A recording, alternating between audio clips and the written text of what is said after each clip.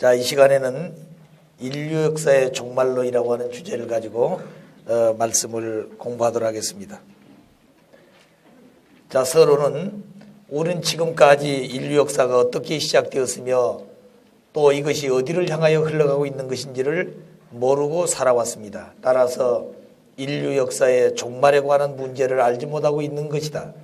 많은 기독교 신도들은 종말이 되어진 말세가 되어지면은 성서의 문자 그대로 기록되어 있는 내용을 그대로 믿고 있는 것입니다. 다시 말하면 뜨거운 불에 체질이 녹아진다든가, 그리고 불심판한다든가, 그리고 공중으로 들려서 주를 영접한다는 부활에 대한 내용이라든가, 그리고 해와 달이 빛을 잃어버리고 별들이 떨어진다든가, 이렇게 조목조목 말세에 대한 징조가 성경에 기록되었는데 그 기록된 문자 그대로 믿고 있습니다. 그러나 사실 성서의 문자 그대로 될 것인지, 그렇지 않으면 성서의 중요한 많은 부분이 그러하듯이 이 말씀도 무엇인가 비유하신 말씀이 아닌가, 이런 문제들을 해명하고자 하는 것이 바로 기독교 신도들에게 있어서는 가장 중요한 문제 중에 하나가 아닐 수 없는 것입니다.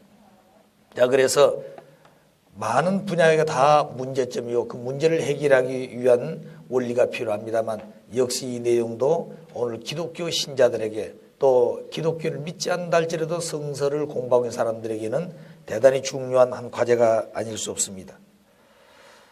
자, 먼저 그럼 우리 말세가 어떤 것인가? 다시 말하면 인류 역사의 시온과 목적에 대해서 알지 않으면 말세의 의의를 알 수 없습니다. 성경에 기록가 된 대로 베드로후서 3장 12절을 보게 되면 마지막 하늘과 땅이 뜨거운 불에 체질이 녹아나고 불심판을 하고, 마태복음 24장 29절에 보게 되면 해와 달이 빛을 잃어버리고 별들이 떨어진다.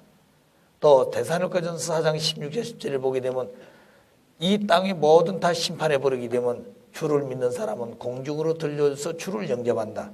참 이런 그 내용들이 말세에 나타나게 될 하나의 징조라고 볼 수 있습니다.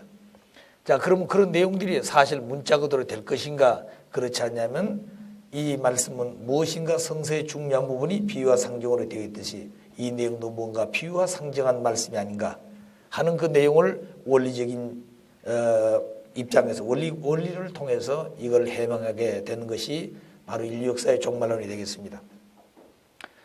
본연의 역사는 선의 역사입니다. 하나님 중심에 가지고 창조 이상이 시작되어지고 그 역사가 비로소 이 존재 세계의 선의 역사로 자리 잡게 되죠. 그런데 인간이 타락으로 말미암아 타락한 세계에는 그 역사가 죄악사로서부터 시작되었습니다. 따라서 복귀 섭리 역사는 복귀 섭리가 돼. 구원 섭리 역사는 바로 복귀 섭리 역사입니다. 그 말은 본연에 타락하기 전 인간으로 돌아가는 섭리이기 때문에 복귀 섭리 역사다. 그래서 인류 역사가 구원 섭리 역사고 복귀 섭리 역사라고 하는 것을 역사적인 한 예를 들어서 하나하나 설명하고 있는 것입니다. 그래서 먼저 문화권 발전사로 봐서 인류 역사는 복귀 섭리 역사다. 원래 이 지구성에 21개 내지 26개 문화권이 있었다 그랬습니다. 그러나 큰 문화권의 내용은 적은 문화권의 내용을 흡수해 가지고 점점점 역사가 발달하면서 지금 남아진 것이 큰 문화권만 남아졌는데 그것이 네 가지라 그랬습니다. 하나는 유불선 3도를 중심해서 극동 문화권, 하나는 인도를 중심해서 힌두교 중심한 문화권이 되겠습니다. 또는 회교권 중심한 회교 문화권, 그 다음에 기독교 중심한 기독교 문화권, 이런 큰 문화권이 4개 남아있지만 이 내용도 마지막은 하나님을 부모로 모시고 사는 기독교 문화권이 중심이 되어 모든 문화권은 거기에 흡수 또는 하나 되지 않으면 안 된다고 보는 것입니다. 그래서 기독교 문화권은 마지막에 하나님이 창조하신 그 이상을 이루기 위해서 그 모든 문화권을 형성해 가야 된다고 보는 것이죠. 그렇기 때문에 인류 역사는 하나로부터 시작해서 선을 중심으로 출발했던 것이 타락으로 말미암아 선악의 모체가 되어 선과 악으로 갈라져 싸우는 죄악사가 됐기 때문에 복귀 섭리 역사의 궁극적 목적은 하나의 본연의 자로 돌아가는데 그 자리가 하나님을 부모로 모시고 사는 본연의 창조 이상대로 돌아가는 것이 문화권의 발전사로 봐서 복귀 섭리 역사다. 또는 종교와 과학의 동량으로 봐서 인간은 마음 몸으로 되어졌는데 타락으로 마음 몸이 무지로 떨어졌다 그랬습니다. 그래서 마음의 무지를 개척해 온 것이 종교고 몸의 무지를 개척해 온 것이 과학이라 그랬습니다. 따라서 이미 서론에 말씀했듯이 종교와 과학은 하나님의 창조 이상을 놓고 볼 때 반드시 마음과 몸의 무지를 개척해 나오는 결과이기 때문에 마음이 주체고 몸이 대상이 되어 하나가 되듯이 종교와 과학은 주체와 대상 관계를 가지고 통일하지는 안 되는 때가 오기 때문에 마지막 종교와 과학의 통일로 보아서도 결국에 복지성 역사다. 세 번째는 투쟁 역사의 규칙으로 봐서 아담의 타락은 말미암아 아담의 선의 본체가 되지 못하고 선악의 본체가 되어 선악의 존재가 되었습니다. 모체가 되었습니다. 그래서 선악의 모체가 된 아담 여하는 선악 투쟁사를 내놓게 되는 출발시키게 되는 그런 원인자가 되었죠. 그래서 아담을 쪼개면 죽기 때문에 그 아들들인 가인 아벨로 분립해 가지고 가인은 사탄 편에 세우고 아벨은 하늘 편에 세웠다고 원리에서는 가리키고 있습니다. 그래서 이 가인과 아벨은 형제인데 부모된 아담여가 완성해 가지고 참 부모가 되지 못하고 거짓된 부모가 되기 때문에 하늘도 상대할 수 있고 사탄도 상대할 수 있는 선악의 모체가 되기 때문에 그 자식들 통해서 분립하게 된 것입니다. 그 구체인 것은 복귀 원리의 설명하기라고요. 그래서 가인 중심에서 인생관이 있고 아벨 중심한 인생관이 있습니다. 그래서 아담 가정에서 가인을 아벨을 살았기 때문에 가인 역사가 먼저 출발하므로 역사에 타락한 세계는 죄악의 역사가 먼저 출발하게 됩니다. 그래서 가인적 인생관은 인본주의, 다시 말하면 헬레니즘 사상을 중심해서 인본주의가 되고 그게 나중에 발전해서 우주의 근본은 물질이라고 하는 이 유물론적인 역사관을 가지는 그런 공산주의가 실체화로 나타납니다. 아벨 중심해 가지고 뒤따라가는 인생관은 신본주의, 신을 근본으로 한 헤브라이즘 사상이 되겠습니다. 이 사상은 물질이 근본이 아니고 마음과 정신이 근본이라고 하는 유심론 중심에서 기독교 중심한 사상이 되겠습니다만 민주주의라고 하는 그런 체제를 갖추게 되죠. 그래서 공산주의는 사상의 집단이고 민주주의는 제도의 집단입니다. 그러나 제도의 집단은 그 제도 자체가 무너지게 되면 아무런 힘이 없는 것이죠. 그러나 공산주의는 사상의 집단이기 때문에 그 체제가 붕괴되더라도 그 사상을 버리지 않는 한 그 사상은 언제든지 이루려고 몸부림치고 투쟁을 하게 되는 것이죠. 자, 그러나 이와 같은 두 내용은 아담 가정에서 참 부모가 되어야 될 아담이 타락으로서 선악의 모체가 갈라진 형제들의 내용이기 때문에 마지막 끝날은 공산주의, 민주주의가 하나 될 수 있는 길을 찾아가는데 누구를 통해서 하는 거니? 오신 참 부모님을 통해서 하나 되게 되는 것입니다. 그래서 인류 역사는 곧 문화권 발전사로 봐서 종교와 과학의 동향으로 봐서 투쟁 역사의 규칙으로 봐서 복귀 승리 역사다 하고 말씀드릴 수가 있겠습니다. 그 때가 언제냐? 바로 지금 이때라 이거죠. 또 하나는 성서적으로 볼 때 생명나무 복귀를 본 때가 바로 지금 말세다 이렇게 볼 수 있습니다. 에덴 동산에서 보게 되면 창세기 2장 9절에 생명나무가 있었다 그랬습니다. 그 생명나무는 완성한 아담을 상징했고 그 완성한 아담은 장차 참 아버지가 되는 것을 비유했다 그랬습니다. 그러나 에덴 동산만 있었던 것이 아니라 마지막 끝날 재림 주고 오실 그 시기에도 생명나무가 온다고 하는 것이 요한계시록 22장 14절에 기록하고 있습니다. 그 내용을 보게 되면 두루마기, 피 묻은 두루마기를 빨아입는 자들은 복이 있나니 이는 저희가 생명나무 앞에 나아갈 권세를 얻으리라 그랬습니다. 자, 그러니까 이때에 이 되어진 생명나무는 다시 오시는 재림주가 이 땅에 책임을 다해서 참 아버지가 되는 것이 이 생명나무인데 에덴 동산의 생명나무하고 창조 본연의 세계를 이루는 이 시대의 생명나무와는 뭐가 다른 것이냐? 같다고 말입니다. 그래서 알파요 오메가요 처음과 나중의 시작과 끝이라고 요한계시록 22장 13절에는 기록하고 있는 것입니다. 에덴 동산의 생명나무가 된 아담은 타락해서 생명나무 실체가 못 되었습니다. 그 후 아담으로 오신 분이 예수님이었습니다.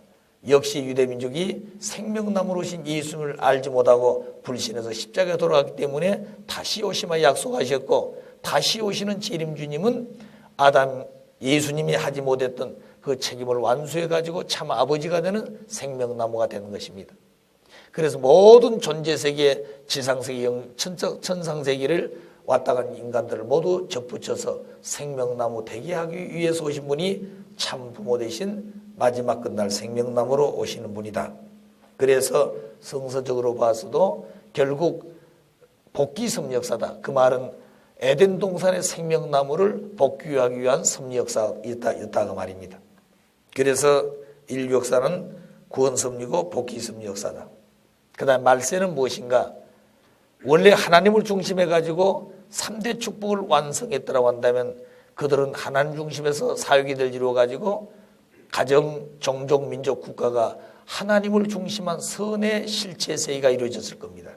그 세계를 가리켜서 천국이란다면 지상의 천국, 천상 천국까지 이루어지게 되죠.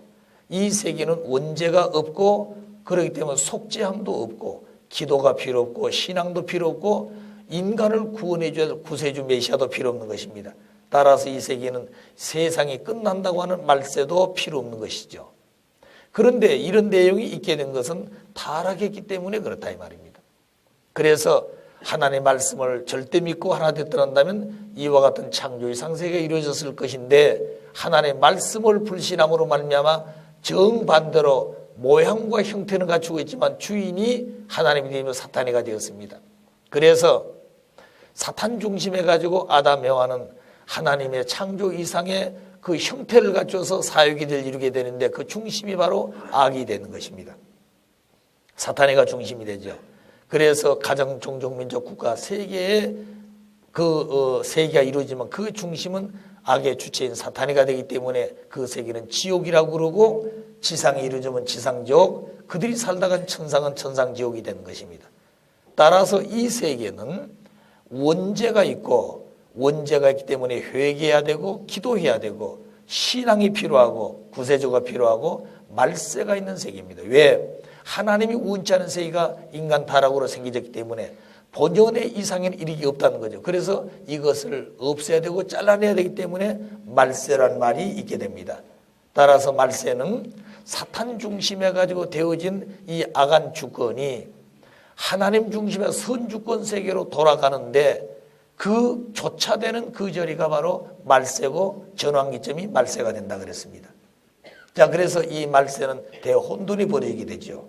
이쪽은 악이었던다면 이쪽은 선인데 선과 악이 교차되는 그 자리, 사탄이가 주인된 자리에서 하나님이 주인된 자로 교차되는 그 자리. 자, 그렇기 때문에 말세는 선과 악이 교차되는 그 지점이 말세다 하는 것인데 바로 그때가 현세 지금이다 하는 얘기가 되겠습니다. 그럼 말세는 역사시대 몇 번이나 있었느냐? 여러 차례가 있었는데 그 내용을 보게 되면 3번 있었습니다. 노아 때 있었고 예수님 때 있었고 재림 때 있었습니다.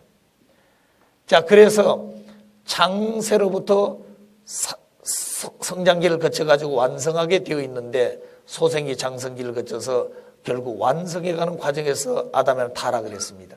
그래서 그 역사의 중심을 통해 가야 될 본연의 자리인데 타락을 여기서 역사의 궤도를 바뀌어졌습니다.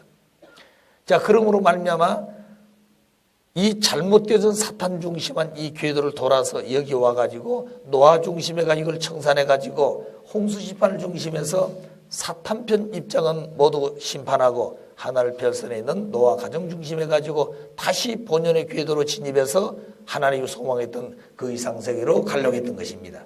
그 둘째 아들 하미가 실수함으로 말미암아 그 역사가 이루지 못하고 다시 사탄 중심에서 돌게 되는데 그 결론은 예수 그리스도가 와가지고 이 잘못된 죄의 역사를 청산해가지고 본연의 인간으로 돌아갈 수 있게끔 하는 그때가 말세였습니다.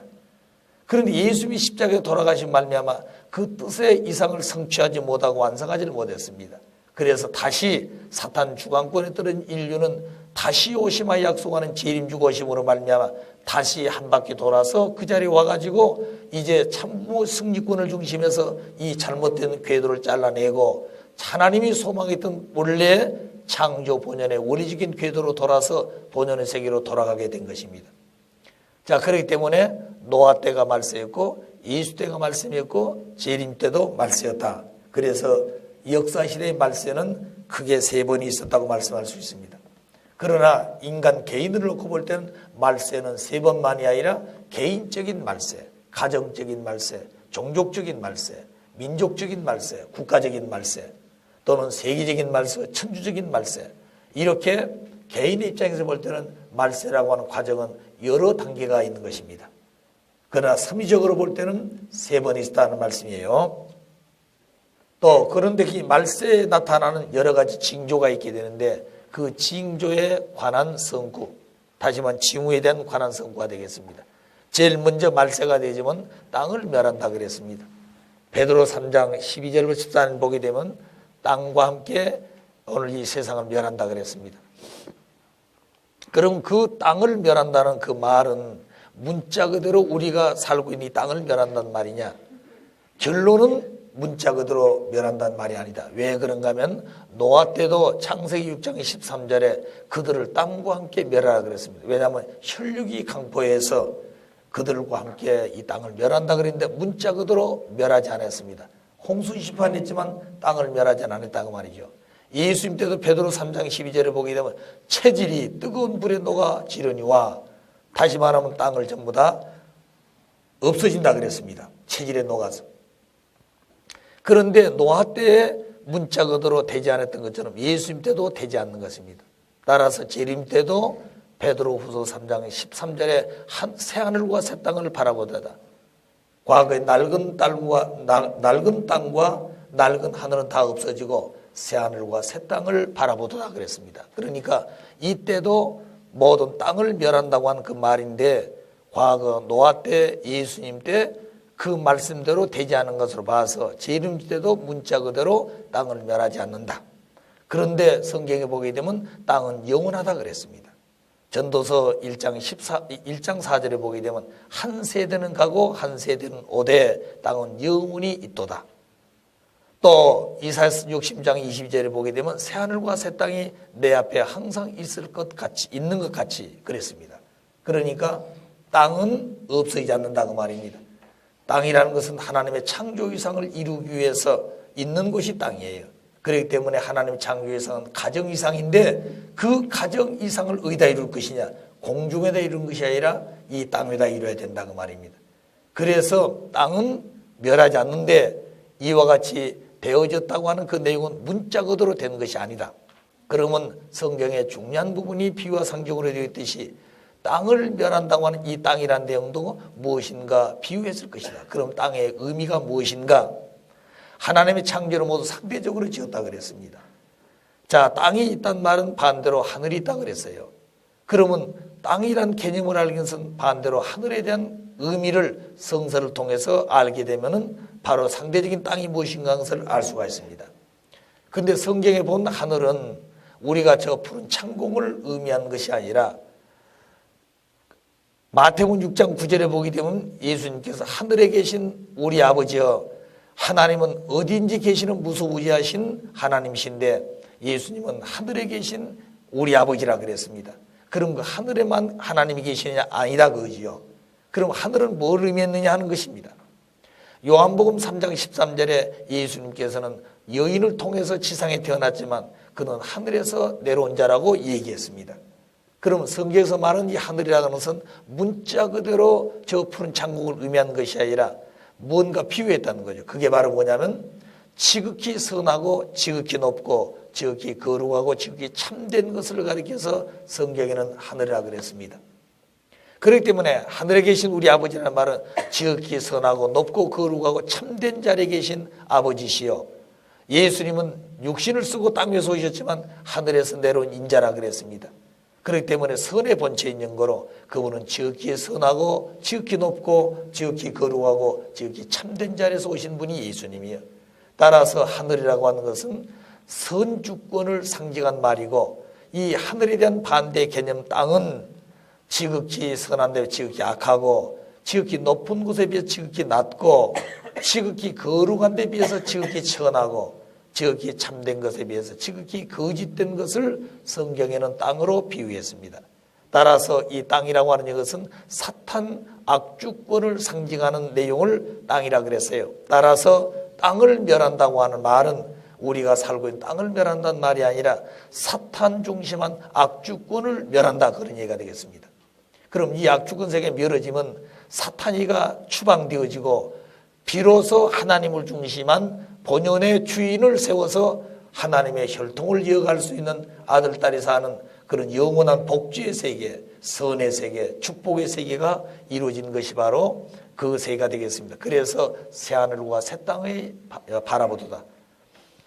지난날 사탄 중심한 땅은 멸하고 하나님 중심한 선의 주권의 세계가 이루어지는데, 그 땅을 멸한다는 말이 바로 이 땅을 멸하는 것이 아니라 사탄 중심한 악주권 세계가 멸해진다 하는 얘기가 되겠습니다. 예를 들어서 2차 세계대전 직후에 일본이 망했다. 그럼 일본이 망했다는 말은 일본 땅덩어리가 망한 것이 아니라 그때 당시 일본의 천황의 주권이 망했다, 그런 얘기가 되겠습니다. 자, 그렇기 때문에 여기서 말하는 땅을 멸한다는 말은 땅을 멸하는 자체가 아니라 사탄이 타락한 인간을 중심해 가지고 악주권 주인이 되어 가지고 주관하고 있는 그 세계가 멸망할 것을 예시한 말입니다. 자, 공중으로 인상한다. 자, 땅이 멸해졌으니까 잘 믿는 성도들은 공중으로 끌려 올려서 주를 영접하고 천년왕국을 이룬 이후에 다시 지상에 재림한다 하는 그런 의미를 담고 있습니다.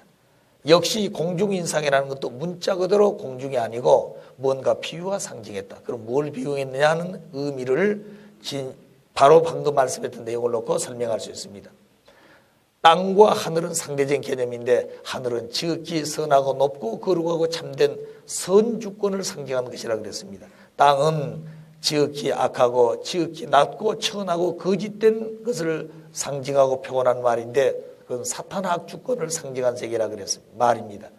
따라서 공중으로 인상한다는 말은 이 땅에서 하늘로 올라간다는 말이 아니고 지극히 타락한 인간이 악한 생각과 생활을 하다가 선을 중심해서 살아갈 수 있는 그런 자리에 나아가는 것. 지극히 낮은 자리에서 지극히 높은 자리로, 지극히 천한 자리에서 지극히 거룩한 자리로, 지극히 거짓된 자리에서 지극히 참된 자리로, 사탄 악주권 세계에서 하나님이 주인된 선주권 세계로 나아가는 것이 바로 뭐냐면 공중으로 인상하는 것이다.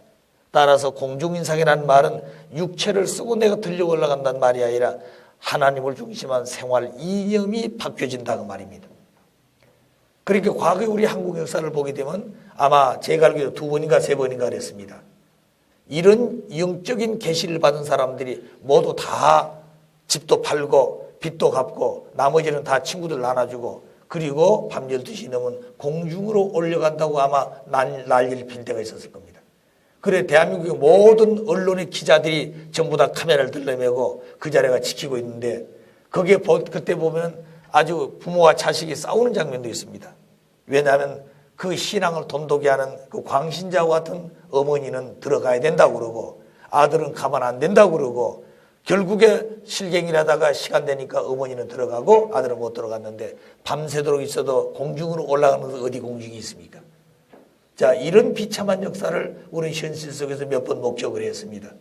그러니까 공중으로 들려 올라간다는 말은 문자 그대로 된 것이 아니라 바로 이때 참 부모님 오심으로 말미암아 타락권에 살고 있는 이런 무가치한 인간의 가치관을 본연의 참다운 말씀을 통해서 본연의 가치관을 가지고 살 수 있는 생활 이념이 바뀌어지는 것이 공중으로 인상한다는 말인데, 그들은 문자 그대로 그렇게 살았기 때문에 문제가 된다고 말입니다.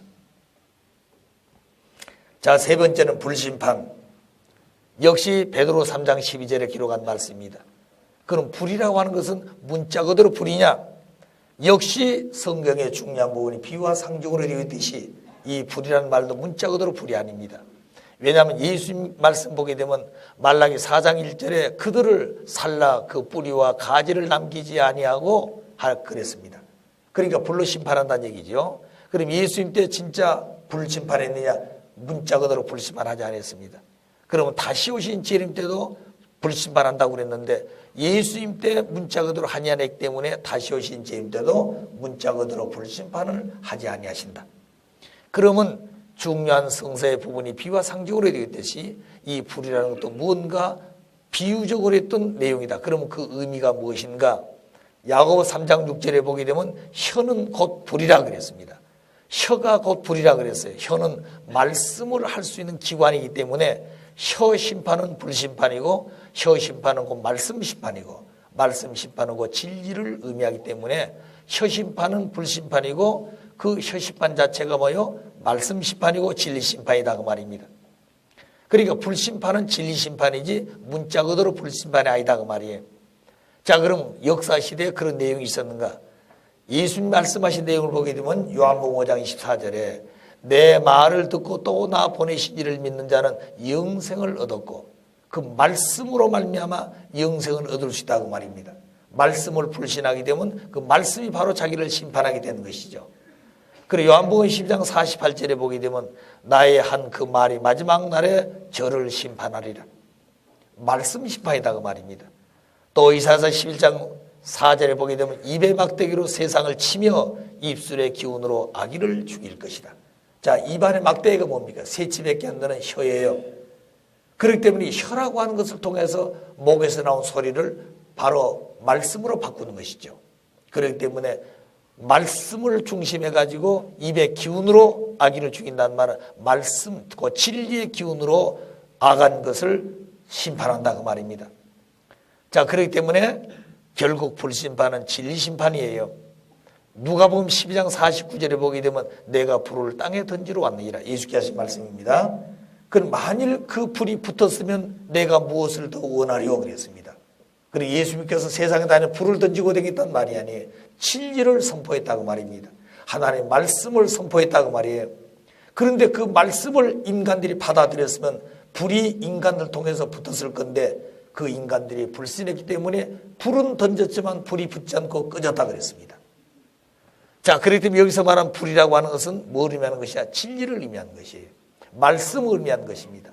그래서 입의 기운으로 악인을 죽인다는 말은 입안에 진리의 말씀을 가지고 세상을 심판하고 악을 진멸하게 되는 것이죠. 그래서 불심판은 곧 문자 그대로 불이 아니라 진리 심판이다 하는 얘기가 되겠습니다.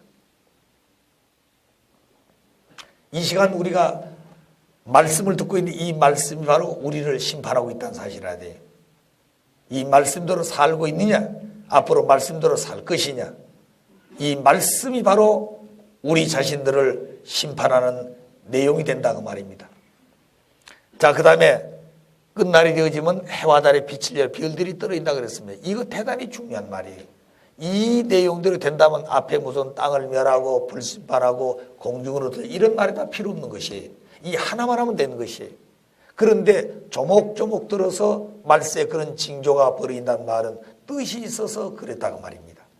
자, 그러면 여기에 해와 달과 빛을 별들이 떨어진다는 말은 무슨 말인가?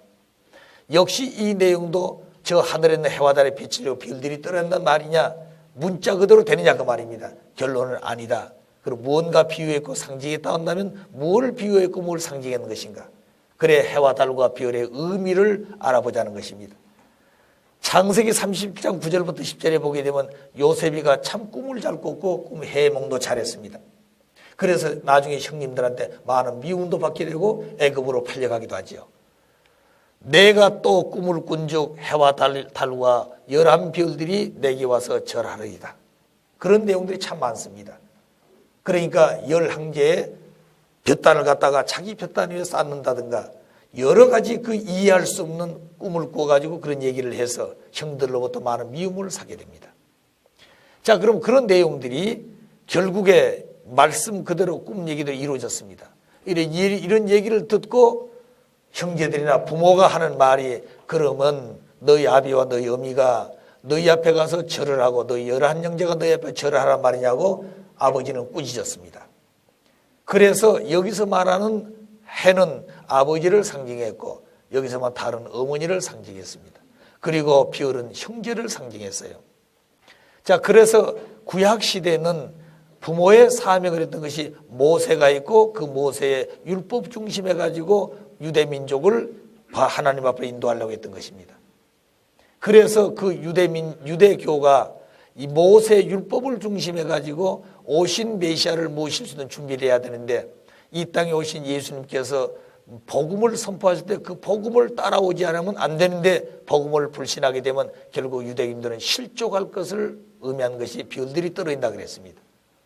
또 예수님이 이 땅에 오셔가지고 그런 말씀을 전했지만 그 기독교인들이 책임하지 못해가지고 결국 이 땅의 재림주도 불신하게 되면은 결국 기독교인들도 실족한다고 하는 의미가 되겠습니다.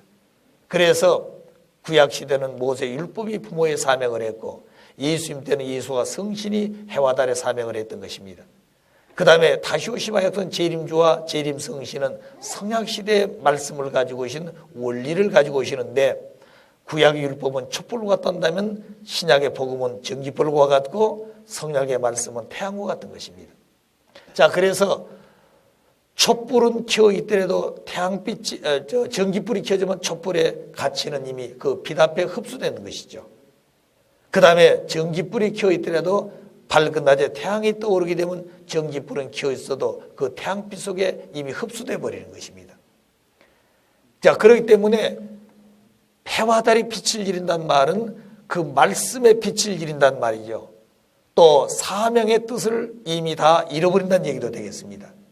그 다음에 별들이 떠른다는 말은 형제를 의미하는데 그건 유대교 예수님과 성신을 통해 주신 복음의 말씀을 믿고 따라와야 되는데 불신하게 되면 그 유대교는 실종한다고 말입니다.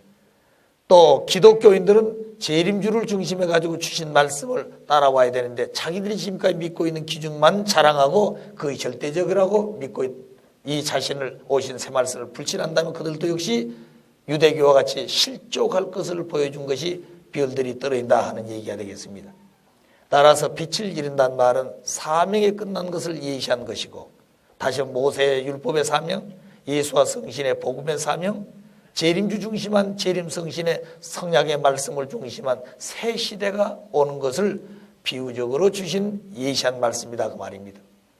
별들이 떨어졌다는 말은 책임을 못해가지고 실족할 것을 예시한 것이 바로 별들이 떨어진다는 말이에요. 그러니까 문자 그대로 해와 달의 빛을 별들이 떨어진다는 말이 아닙니다. 또 그러면 그런 현실이 어디서 벌이냐? 현세 말세 이루어지는데 그 말세가 어느 때는 바로 지금 이때라 그랬습니다. 성경에 보게 되면 마태복음 24장 32절에 무화과 나무 잎을 보아라. 그 무화과 나무 잎이 무석이 지면 여름이 가까운 줄 알라 그랬습니다. 오늘 이 세상을 놓고 볼 때는 여러 측면에서 볼 때 말세라고 하는 그런 징조가 많이 나타나고 있어요. 그런데 그 징조 중에 가장 중요한 것은 타락으로 3대 축복을 잃어버리기 때문에 복귀하는 그 자리의 전환기점은 3대 축복 복귀의 현상으로 나타나게 됩니다. 그래서 제일 축복 복귀 현상이 뭐냐? 개성완성인데 그 개성완성한 인간은 심령이 복귀되어 하나님과 일문일답을 했고 그리고 본심의 자유를 가지고 있고 그 자체는 하나님의 존귀하심을 그들이 이어받아서 존귀하고 천주적 가치를 가지고 있는 인간이 되는 것입니다. 그리고 하나님의 사랑으로 횡적인 얽힌 세계도 수습해야 되고 종적인 절대적인 사랑을 횡적으로 연결해서 하나님의 이상을 이룰 수 있는 그런 본연의 인간으로 돌아가게 되는 거죠. 그런데 타락으로 말미암아 그런 인간들이 못되었습니다. 따라서 현세에 나타난 내용들은 그 심령과 지능이 복귀되어야 되기 때문에 많은 영통한 자들이 가중되어 나타납니다. 또 본심의 자유를 복귀해야 되기 때문에 본심의 자유를 추구하는 자유혁명, 자유가 아니면 죽음을 달라고 외칠 정도로 오늘 그런 세계가 현실 세계에 나타나는 내용입니다. 따라서 본연의 가치성을 회복하고 복귀해야 되는 것인데 타락으로 그걸 잃어버렸습니다. 그래서 민주주의 사상이 고조되어지고 그 사상 속에 개성의 가치가 추구되어지고 인권 운동을 활발히 하게 되어지는 오늘 이런 해방권 운동이 벌어지고 있다는 자체는 본성의 인간 가치관을 찾아 회복시키는 그런 때가 되었다고 말입니다.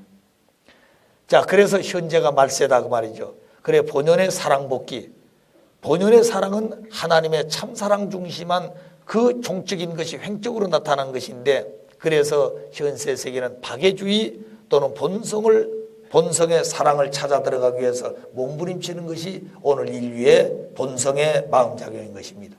그렇기 때문에 어느 때보다도 현세가 에덴 동산에서 제일 축복을 찾아 세워야 될 아담의 타락으로 잃어버린 것을 그것이 복귀될 수 있는 가장 중요한 시기가 바로 현세이기 때문에 현세가 3대 축복 복귀로 볼 때 말세다 그 말입니다. 두 번째, 제2축복 복귀로 봐서 문화권 발전사와 국가의 흥망사로 봐서 할 수 있습니다. 본연의 세계는 하나님 중심한 대가족주의 세계입니다. 문화도 역시 통일된 문화권이 되겠죠.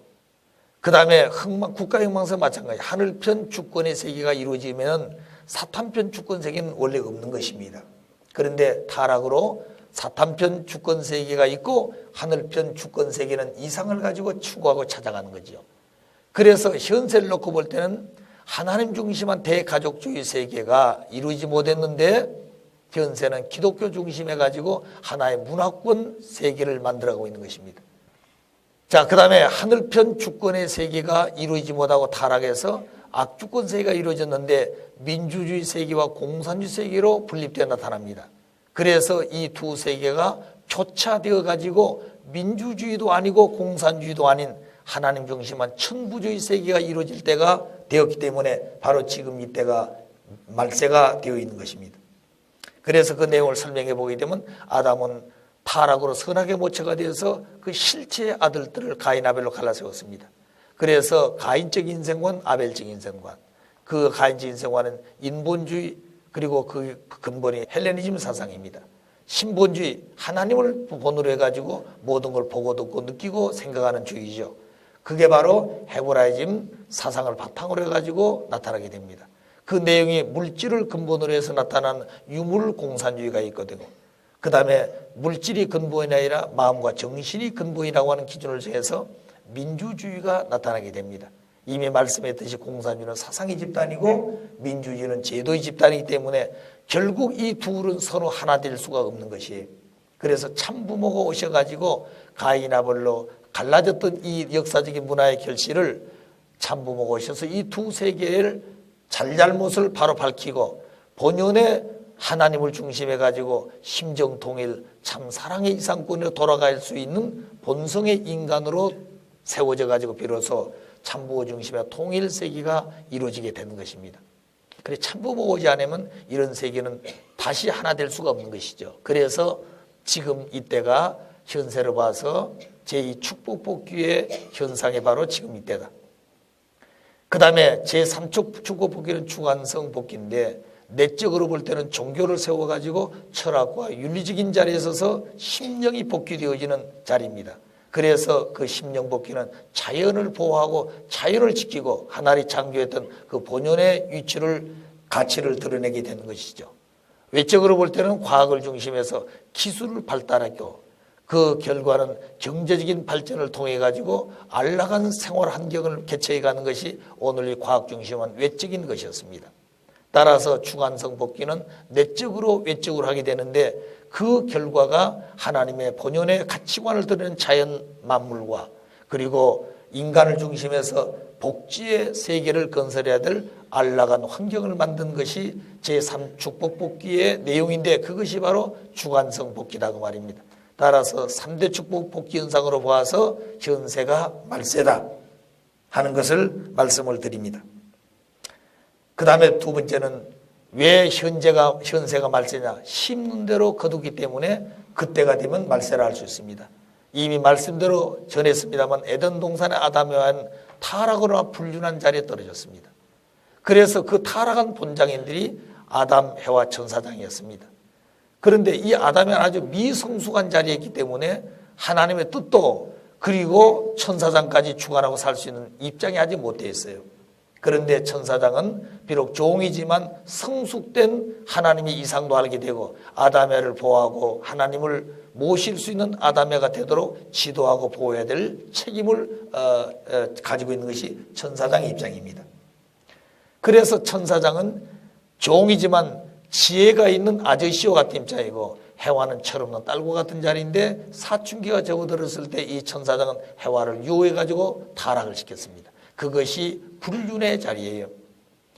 그래서 그때의 해와는 이미 아담 앞에는 어머니와 같은 자리를 섰습니다. 왜냐하면 천사장의 그 잘못된 지혜와 내용을 이어받았기 때문에 결국 딸의 입장이지만 아담 앞에는 어머니와 같은 심령이 벌써 발전했다는 거죠. 그래서 여자는 남자보다 보통 2, 3년 전 앞서간다 그랬습니다. 자, 그래서 결국에 어머니와 같은 입장에 있는 해와는 철없이 아무것도 모르는 아담을 다시 천사장으로부터 배운 기도로 아담을 유혹해가지고 타락했습니다. 그때 해와는 어머니 입장에 있다면 아담은 아들과 같은 입장이기 때문에 에덴 동산에서 벌어진 것은 아저씨와 딸 또는 어머니와 같은 자리에서 아들과 이런 관계를 맺고 타락한 것이 에덴 동산의 불륜한 역사였기 때문에 그와 같은 역사가 재현된 때가 바로 말세다 그 말입니다. 그래서 지금 현세는 호모주의 또는 레스비언주의 또는 뭐라고 할까요? 근친상간주의 그리고 부부들끼리 서로 바꿔 사는 스와핑 그런 현실이 벌어진 것은 오늘 지어진 곤충 세계보다도 못하는 존재가 만물의 영장으로서 하고 있는 것이에요. 자, 그렇기 때문에 근친상간 관계, 그 말은 가까운 일가 친척들이 서로 간음하고 있다 그 말입니다. 관계가 아니라 간음하고 있다 그 말이에요. 불륜하고 있다 그 말입니다. 그래서 선진국일수록 이런 현실들이 많이 벌어지고 있는 것이에요. 그럼 후진국들은 선진국에 가는 길을 밟아가는데 그 내용을 어느 때보다도 빨리 받아들여 가지고 그 후진국은 더 잘못되게 되어가고 있는 것입니다. 그래서 사회 현상으로 봐서 현세가 말세다. 그래서 이런 말세는 그냥 두면 멸망의 세계로 가기 때문에 하나님은 이 세계를 수습하기 위해서 메시아 대신 참부모를 보내가지고 인류에게 이런 잘못된 내용을 폭로하고 그 내용을 교육시켜가지고 다시는 인간들이 그런 세계로 돌아가지 않도록 하는 교육이 중점이 되어 있는 것이에요. 그래서 참부모 오셔가지고 밤이나 낮이나 24시간 동안 시간 있으면 인간들에게 그 말씀을 가르쳐 주어가지고 말씀대로 살 수 있는 사람이 되기를 원하고 계시는 부모님인 것을 우리가 아셔야 됩니다. 또 말세와 우리의 자세. 원래 하나님 중심에 가지고 하나님의 창조의상을 이어가야 될 건데 타락으로 말미암아 사탄이가 주인이 되고 하나님이 계셔야 될 그 위치는 하나님은 땅으로 떨어졌습니다. 그래서 사탄이는 점점 역사가 발전 시간 따라서 내려오고 왜 거짓된 존재이니까 하나님은 원리의 주인으로서의 본연의 자리를 가야 될 건데 인간이 타락해 가지고 그 하나님은 주인의 자리에서 상실했습니다. 그래서 하나님은 이와 같이 낮은 자리에서 점점 올라가는데 사탄과 하나님이 만날 수 있는 그 자리, 선과 악이 교차되는 그 자리가 말세입니다. 그런데 이 말세는 혼돈이 벌어진 것이죠. 이 밑에는 선으로 구별되어 있고 위에는 악으로 구별되어 있기 때문에 그 내용을 알지만 이것이 같이 만나가지고 혼돈해 버리기 때문에 무엇이 선인지 무엇이 악인지를 분간하기 어려운 때가 바로 이 말세인 것이에요. 그래서 종말기에는 낡은 시대가 청산되어지고 새 시대의 승리가 출발하는 그 기점이 말세라고 한 것이다. 따라서 이 자리에는 대혼돈이 벌어지기 때문에 상충이 벌어지게 되는 거예요. 갈등과 투쟁이 벌어진다 그 말입니다. 왜냐하면 내적으로 볼 때는 그래서 불안과 공포와 혼돈이 벌어지고 외적으로 볼 때는 서로 알력이 벌어지기 때문에 투쟁하고 전쟁을 하게 되는 현상이 벌어지게 되는 것입니다. 자, 그래서 이와 같이 말세는 선과 악이 교차되는 곳인데 이제 여기서 교차된 자리에서 악은 청산되어지고 선을 추구해가지고 본연이라고 하는 것이죠. 이 자리에 오신 분이 메시아다 그 말입니다. 그래 메시아는 그 교차점 자리에 서서 뭐라고 그러나요? 다시 말하면 교통정리하는 분과 같다고 말입니다. 이정표의 주인과 같은 것이에요. 자, 그래서 사탄편에서 오는 이 사람들은 지금까지 오는 길이 잘못되었고 다시 그렇게 간다면 영원히 이제 헤어날 길이 없으니 여기서 스톱, 방향은 이렇게 가거라. 하나님 중심에 가지고 이렇게 왔다 할지라도 이 혼돈한 자리에서 다시 방향을 바꾸고 이렇게 한다면 역시 그들도 지옥으로 떨어지니 이 길을 가로막고 그들도 이방령으로 가야 된다고 지도하고 인도하는 것이 바로 메시아의 사상이다 그 말입니다. 그래서 오늘 우리들은 그와 같이 참 부모님의 이상을 가지고 축복을 받았고 종족적 메시아가 되었기 때문에 부모님을 대신해서 그런 사명을 해야 될 것이 오늘 우리의 현실의 책임이라는 것을 아셔야 됩니다. 따라서 우리의 자세는 겸손한 마음으로 기도를 통하여 신령한 것을 감독하고 다시 말해 인간 중심화 습관적인 관념에서 집착되지 말고 신령에 호응하게 해야 한다. 그리고 새 시대의 섭리에 새 진리를 찾지 않으면 안 된다고 하는 것을 확실히 알아야 됩니다. 그러니까 지금까지 낡은 섭리 시대, 죄악의 중심이 된 그런 세계에 살아온 인생관, 그런 역사관, 그런 결혼관, 그런 모든 자기 중심에 보고 있는 내용들이 이제 끝이 날 때가 되기 때문에 그런 인간 중심한 관을 가지고 살아서는 안 된다.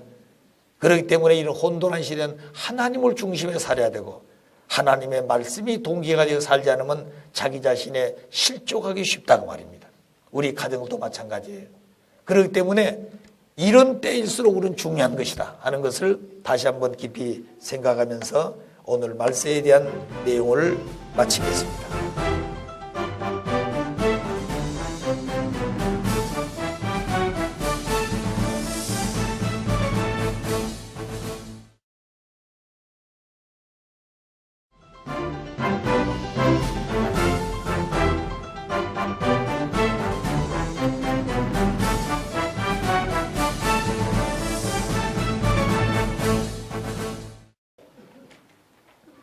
자, 메시아 강림과 그 재림의 목적.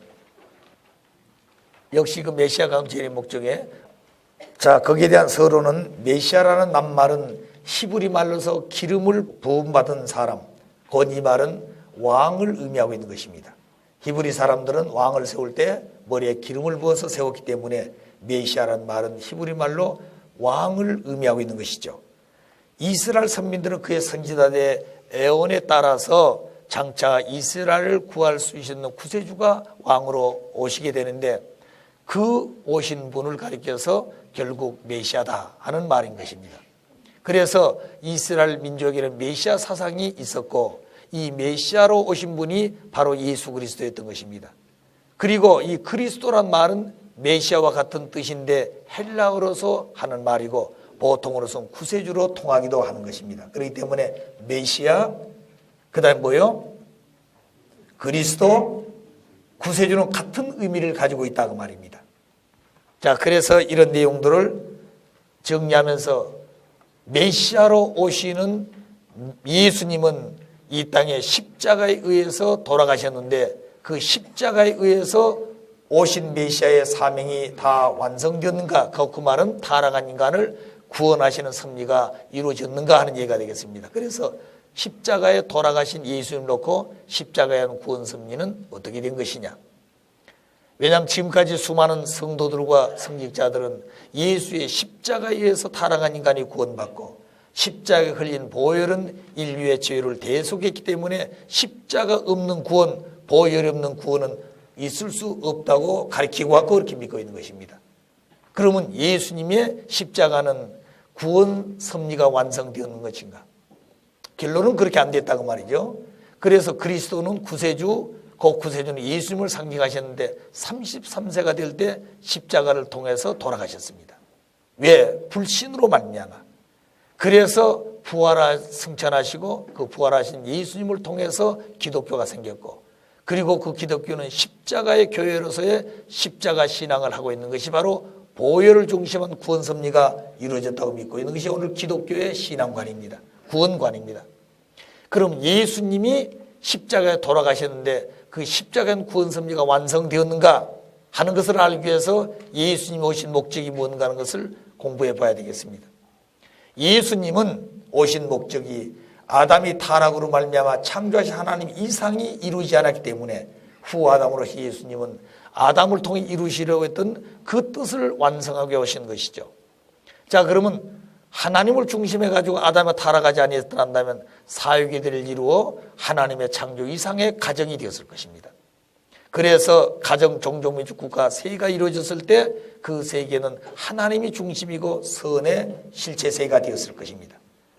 그러므로 그 세계는 천국이고 지상에는 천상천국이고 영계에 가서는 천상천국이 되었을 것이에요. 따라서 이 세계는 말씀한 대로 원죄가 필요 없고 속죄가 필요 없고 기도가 필요 없고 신앙이 필요 없고 구세주 메시아가 필요 없는 세계인 것입니다. 그래서 그런 인간이 된다는 말은 아담 여가 하나님의 말씀을 따라서 3대 축복을 이루는 것인데 제일 먼저 생육하라 그랬습니다. 그 생육은 하나님의 심정과 신성을 닮아난 실체인데 바로 그는 신인 일체가 되고 하나님 모신 성전이 되고 하늘아버지 완전한처럼 완전한 인간이 된 것이죠.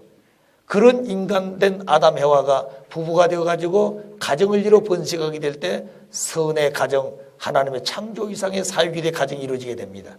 그래서 그 가정들은 만물을 주관하게 되고 비로소 하나님이 축복했던 3대 축복이 완성되게 되는 세계가 됐죠.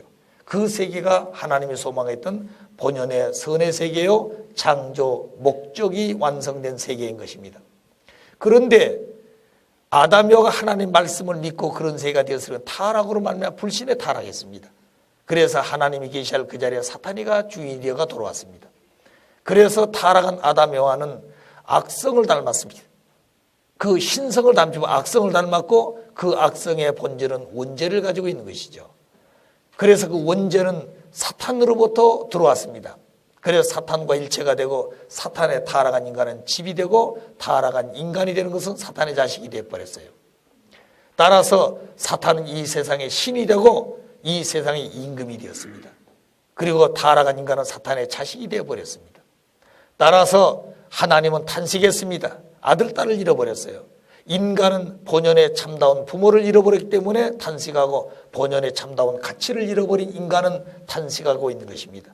만물은 참된 사랑의 주인을 잃어버렸고 그 본연의 가치를 드러낼 수 있는 주인을 잃어버렸어요.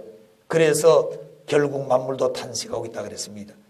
그래 에덴 동산 아담과 타락으로 말미암아 하나님도 탄식했고 인간도 탄식하고 만물도 탄식했으니 온 천주가 탄식의 소리로 가득 찬 것이 지옥의 세계인 것입니다. 이 소리를 들을 수 있단다면 인간은 함부로 살 수 없다 그랬습니다. 그렇기 때문에 이 시간도 수많은 사람이 지구상의 지옥으로 가고 있는 것이에요. 그럼 참부모님 오셔서 일생 동안 지옥에 갈 사람까지 모두 해방해가지고 하나님의 아들, 딸 돌아가게 만든 것이 복귀 섭리의 뜻이고 부모님 오신 목적인데 그런 때를 다 밝히고 뜻을 다 전하고 그런 사람이 되지는 안 된다고 다 가르쳐 주었는데 결국 우리 자신들이 부모님 같은 마음을 가지고 세계를 향해서 외치고 증거하고 말씀을 실체를 거두어가야 될 우리인데 그렇게 못함으로 말미암아 오늘 이 세계는 정반대로 어려움을 겪고 있는 세계가 되어버렸습니다. 그렇기 때문에 오늘 이 세계는 수많은 사람이 지옥으로 가고 있는 것이에요. 이것을 보고 이것을 직접적으로 느끼고 그 탄식 소리를 듣고 있는 하늘이고 참부모이란다면 얼마나 바쁘게 서두르시겠냐고 말이에요. 내가 잠자는 것을 1시간 줄여가지고 더 열심히 했단다면 수많은 사람이 지옥으로 갈 것을 막을 수 있었다 이거죠. 내가 밥 먹는 시간을 줄이고 그 말씀을 전하고 교육을 했더란다면 지옥으로 갈 수 있는 수많은 사람을 지옥으로 보내지 아니했을 것이다 그 말입니다. 그럴 때 부모님은 주무시는 것도 아깝고 잡수시는 것도 아깝고 오고 가는 시간도 아까운 것이에요. 자, 그렇게 바빠하시고 수고하시는 참 부모님을 모시고 사는 오늘 우리들은 젊음이 있고 혈관에 뜨거운 피가 끓고 있는 것이죠. 자, 그렇기 때문에 오늘 우리들이 참 부모님에 의해서 축복을 받고 그 은사 속에 살고 있는데 이제부터 우리는 그 부모님의 은혜 앞에 보답해야 될 아들, 딸이 되어야 됩니다. 그 보답이라는 것은 부모님이 가르친 말씀을 가지고 세상에 나가서 사탄 주관거리는 인간들을 복귀해 오는 책임을 하지 않는 것이 축복 가정들이 해야 될 사명이다 그 말입니다.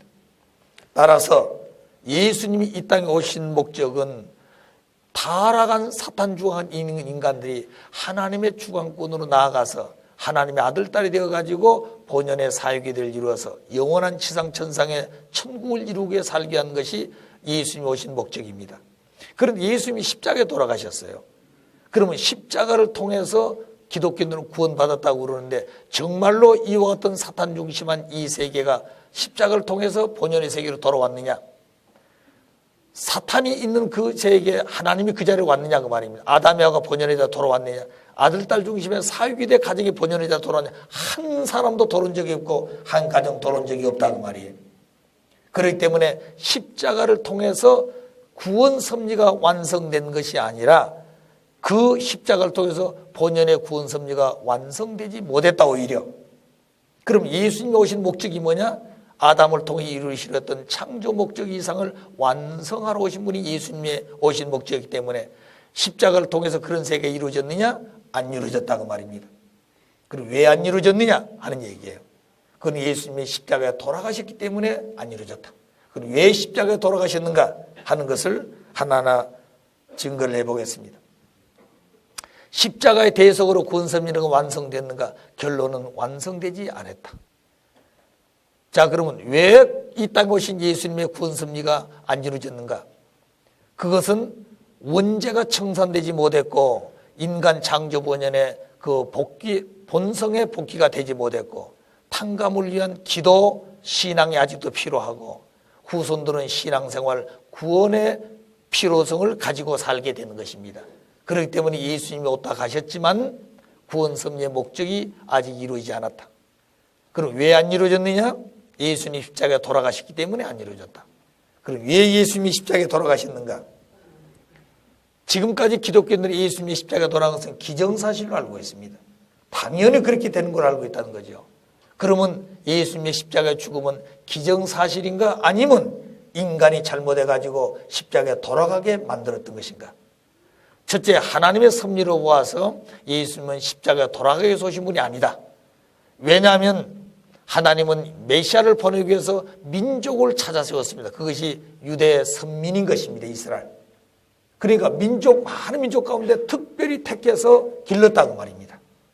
그래서 선민을 세우고 그 선민 중에 유대교를 세우고 유대교 안에 제사장, 서기관, 율법사를 세워가지고 그 백성들을 신앙을 지도해서 메시아가 오시게 되면 잘 모시고 섬겨 뜻을 이룰 수 있도록 준비했다고 말입니다.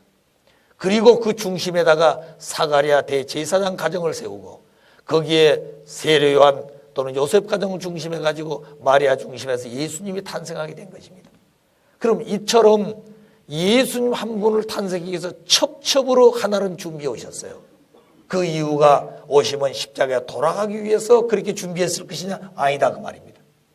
사탄 세계이기 때문에 사탄이가 죽이려고 하는 것을 방어하고 막지 않으면 안 되기 때문에 하나님은 민족적으로 교단 중심에서 이런 지도자 세우고 사가랴 중에 대제사장 가정을 세우고 세례요한을 세우고 그리고 그 터전에 요셉 가정 중심에서 예수를 보냈다고 말입니다. 자, 그렇게 준비하고 보낸 것은 십자가에 무의미하게 돌아가기 위해서 보낸 것이냐? 그렇지 않다는 것이죠. 그러니까 하나님의 섭리로 봐서 예수님 십자가는 기정사실이 아니다 그 말입니다. 또 예수님 자신의 은행으로 봐서 제자들이 또 많은 유대 관원들이 예수님을 찾아와서 우리가 어떻게 하는 것이 구원에 이르는 것이냐고 물었습니다. 그때 예수께 하신 말씀은 하늘이 보내신 자를 믿어라. 하늘이 보내신 자가 누구의 예수님이다 그 말입니다. 그럼 예수님을 믿음으로 말미암아 구원이 있는 것이지 예수님을 불신의 십자가 돌아간 것이 아니다 그 말입니다.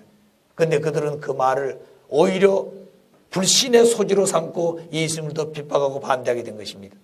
그래서 예수님은 믿어주기를 바랬고 말씀을 가르쳐 주셨지만 결국 불신하니까 이적과 권능을 통해서 당신이 하나님 보내신 사람이라는 것을 믿게 하려고 했습니다.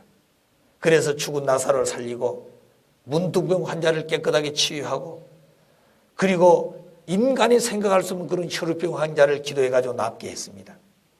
수 없는 그 시대의 인간이 생각할 수도 없는 그런 이적과 권능을 베풀었어요. 그래 모든 사람들은 저분이 도대체 누구길래 저런 역사를 하실까 하고 생각도 했을 것입니다.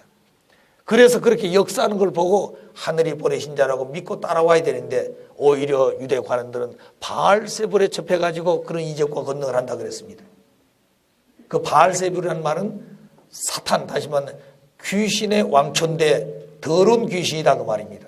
그런 귀신이 붙어가지고 이런 역사를 한다 그랬어요. 그래서 예수께서는 그들에게 반문하기를 너희들이 모시고 있는 엘리야와 모세로 말미암아 역사하는 그 이적과 권능은 어떤 것이냐 그랬습니다. 그것도 바알세불에 의해서 나타나는 이적과 권능이냐 하고 물었어요. 그럴 때마다 자기 자신의 잘못된 것을 뉘우치고 회개해야 될 건데 오히려 더 반발하고 미워서 죽이려고 그랬던 것이에요.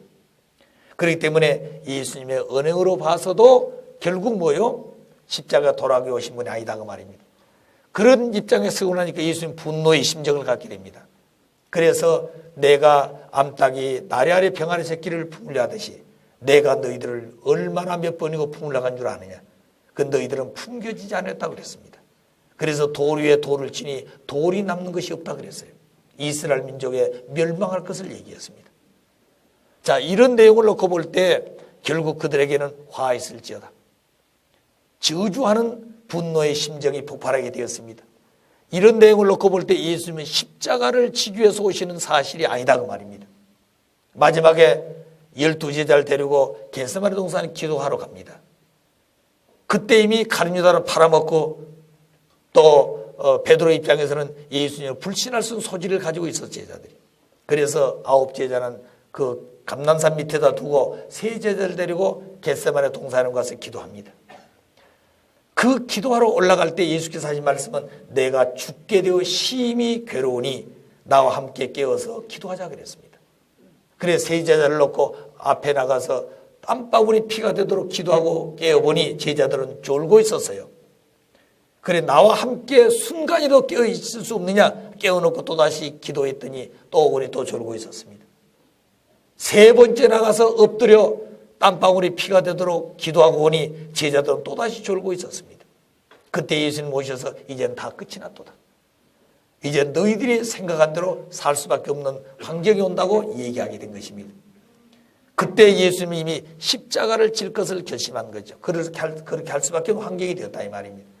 자, 이런 내용을 놓고 볼 때 예수님은 십자가에 죽이기 위해서 오는 것이 아니라 살으셔서 아담을 통해 이루시려고 했던 창조 이상의 사유기들을 이루기 위한 것이 예수님이 오신 목적이었는데 십자가 돌아가심으로 상대를 만나서 가정 이상을 이루지를 못했습니다. 그 다음에 사도들 증언을 봐서 마찬가지입니다. 예수님이 돌아가신 후에 제일 먼저 순교당한 자가 스데반입니다. 사도행전 7장 52절에 53절에 보게 되면 너희는 그 의인을 잡아준 자요 살인한 자가 되나니 너희가 천사의 전한 율법을 받고도 지키지 아니하였도다 하리니라 그랬습니다. 다시 말하면 의인을 잡아주고 의인을 죽이는 살인자라 그랬습니다. 예수님을 불신해서 예수님을 십자가에 돌아가게 하는 본장이들이 바로 유대 관원들이라 그랬어요. 그들은 살인자라 그랬습니다. 그 다음 바울은 고린도서 2장 8절에 보게 되면 이 지혜는 이 세대의 관원이 하나도 알지 못하였나니 만일 알았더라면 영광의 주를 십자가에 못 박지 아니하였으리라 그랬습니다. 몰라서 십자가에 못을 박은 것이에요. 그러니까 죽으러 오지 아니하신 예수님을 자기들이 불신해 죽여놓고 죽으러 왔다고 하고 있는 것이 오늘 기독교의 신앙과이다 그 말입니다. 이게 얼마나 잘못된 관이에요. 그 내용이 누구로부터 왔는 관이 이미 말씀했듯이 이 사울이 다메섹에서 예수를 영적으로 만나가지고 그때부터 예수님의 관이 달라진 것이에요. 그래서 예수님의 십자가의 죽음은 기정사실이 아니라 인간들이 무지하고 불신에 의해서 나타나는 결과였다고 말입니다. 따라서 예수의 십자가의 죽음은 기정사실이 아니고 결국 인간의 잘못으로 말하면 왔으니 그렇다고 해서 이 십자가에 돌아가신 예수님의 그 은사와 은혜가 없는 것이냐? 있습니다. 구원이 있다는 거지요. 은혜가 있습니다. 그러면 그 십자가의 구원은 어느 정도냐? 하고 물었을 때 구원의 한계를 알지 않으면 그래 완전히 구원된 것도 아니고 또 뭐라고 그럴까요? 구원이 안 된 것도 아니다 그 말입니다. 그래서 구원의 한계가 십자가를 통해서 어떤 것이냐는 것을 알아야 되겠습니다. 그 십자가의 구원의 한계와 재림의 목적. 예수님을 믿었더라고 한다면 하나님께 보내신 예수님을 믿었더라고 한다면 하나님과 예수님이 일체가 되듯이 이 타락한 주관권에 살고 있는 인간들은 사탄과 관계를 끊습니다. 누구를 통해서? 예수님을 통해서. 그러니까 사탄의 정체를 밝히고 사탄의 모든 요소를 정리할 수 있는 그런 권한을 가지고 오신 분이 예수님이에요. 그것을 가르쳐 주어 가지고 스스로 책임 분담해 사탄을 분리해내고 예수님과 하나 되어져서 비로소 하나님과 예수가 일체가 되듯이 하나님과 타락한 인간이 예수님을 통해서 본연의 자로 돌아가게 하는 것입니다. 그리고 사탄을 분리해낸 것이죠. 그래서 타락한 인간의 육과 영은 예수님의 육과 영으로 접붙여가는 것입니다. 그래서 이 타락한 인간의 육신은 예수님 육신과 타락한 인간의 영인체는 예수님 영인체를 중심해 가지고 온전히 타락해서 영육간에 잘못된 것이 예수 중심 영육간에 접을 붙여가지고 하나님 아들 따라 돌아가게 된 것이죠. 자, 그런데 결국 예수님이 십자가에 돌아가셨습니다. 불신으로 말미암아. 따라서 예수의 육신은 사탄에게 내주었습니다. 그러므로 타락한 인간이 예수의 육신을 통해 접붙여 가야 될 건데 육신을 사탄에게 되기 때문에 타락한 인간의 육신도 십자가를 거쳐 다시 사탄에게 돌아가는 결과가 되었고, 예수님의 영인체는 부활해가지고 하늘편에 갔기 때문에 예수 믿고 열심히 신앙이 되면 영적으로 결국 하늘 앞에 나아가게 되는 길이 열렸기 때문에 그 길을 가게 되는 것입니다. 따라서 십자가라고 하는 것은 뭐냐면은 반쪽 구원을 받을 수밖에 없게 됐다. 원래는 영육아울 완성한 구원을 받아야 되는데 십자가 예수가 돌아가신 말미암아 육적인 구원을 이미 사탄에게 내주었고 영적인 구원만을 개척해 갔기 때문에 예수님과 십자가의 구원의 내용을 믿고 열심히 신앙하게 되면은 반쪽 구원, 곧 영적 구원을 받을 수 있다고 말입니다. 그래, 이런 결과는 불신으로 말미암아 온 결과예요. 그래서 육신은 사탄 침범을 당했기 때문에 육적 구원의 길은 실패했습니다. 예수님은 영적 승리의 기대를 조성했기 때문에 영적 구원은 성취했습니다. 완성했습니다. 따라서 영육 구원 완성을 위해서는 재림주님이 육신을 쓰고 오셔야 되는 것이에요.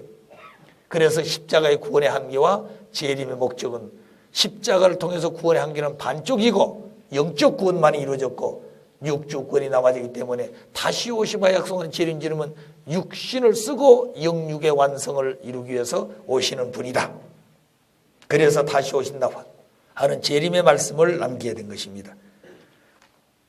그럼 십자가의 양면은 왜 그럼 십자가는 양면을 했는 것인가? 예수님이 하나님의 말씀을 믿고 모시면 영광의 주가 될 것이고 유대민족들이 예수님을 불신하게 되면 고난의 주가 되는 것이 십자가에 돌아간다고 말입니다.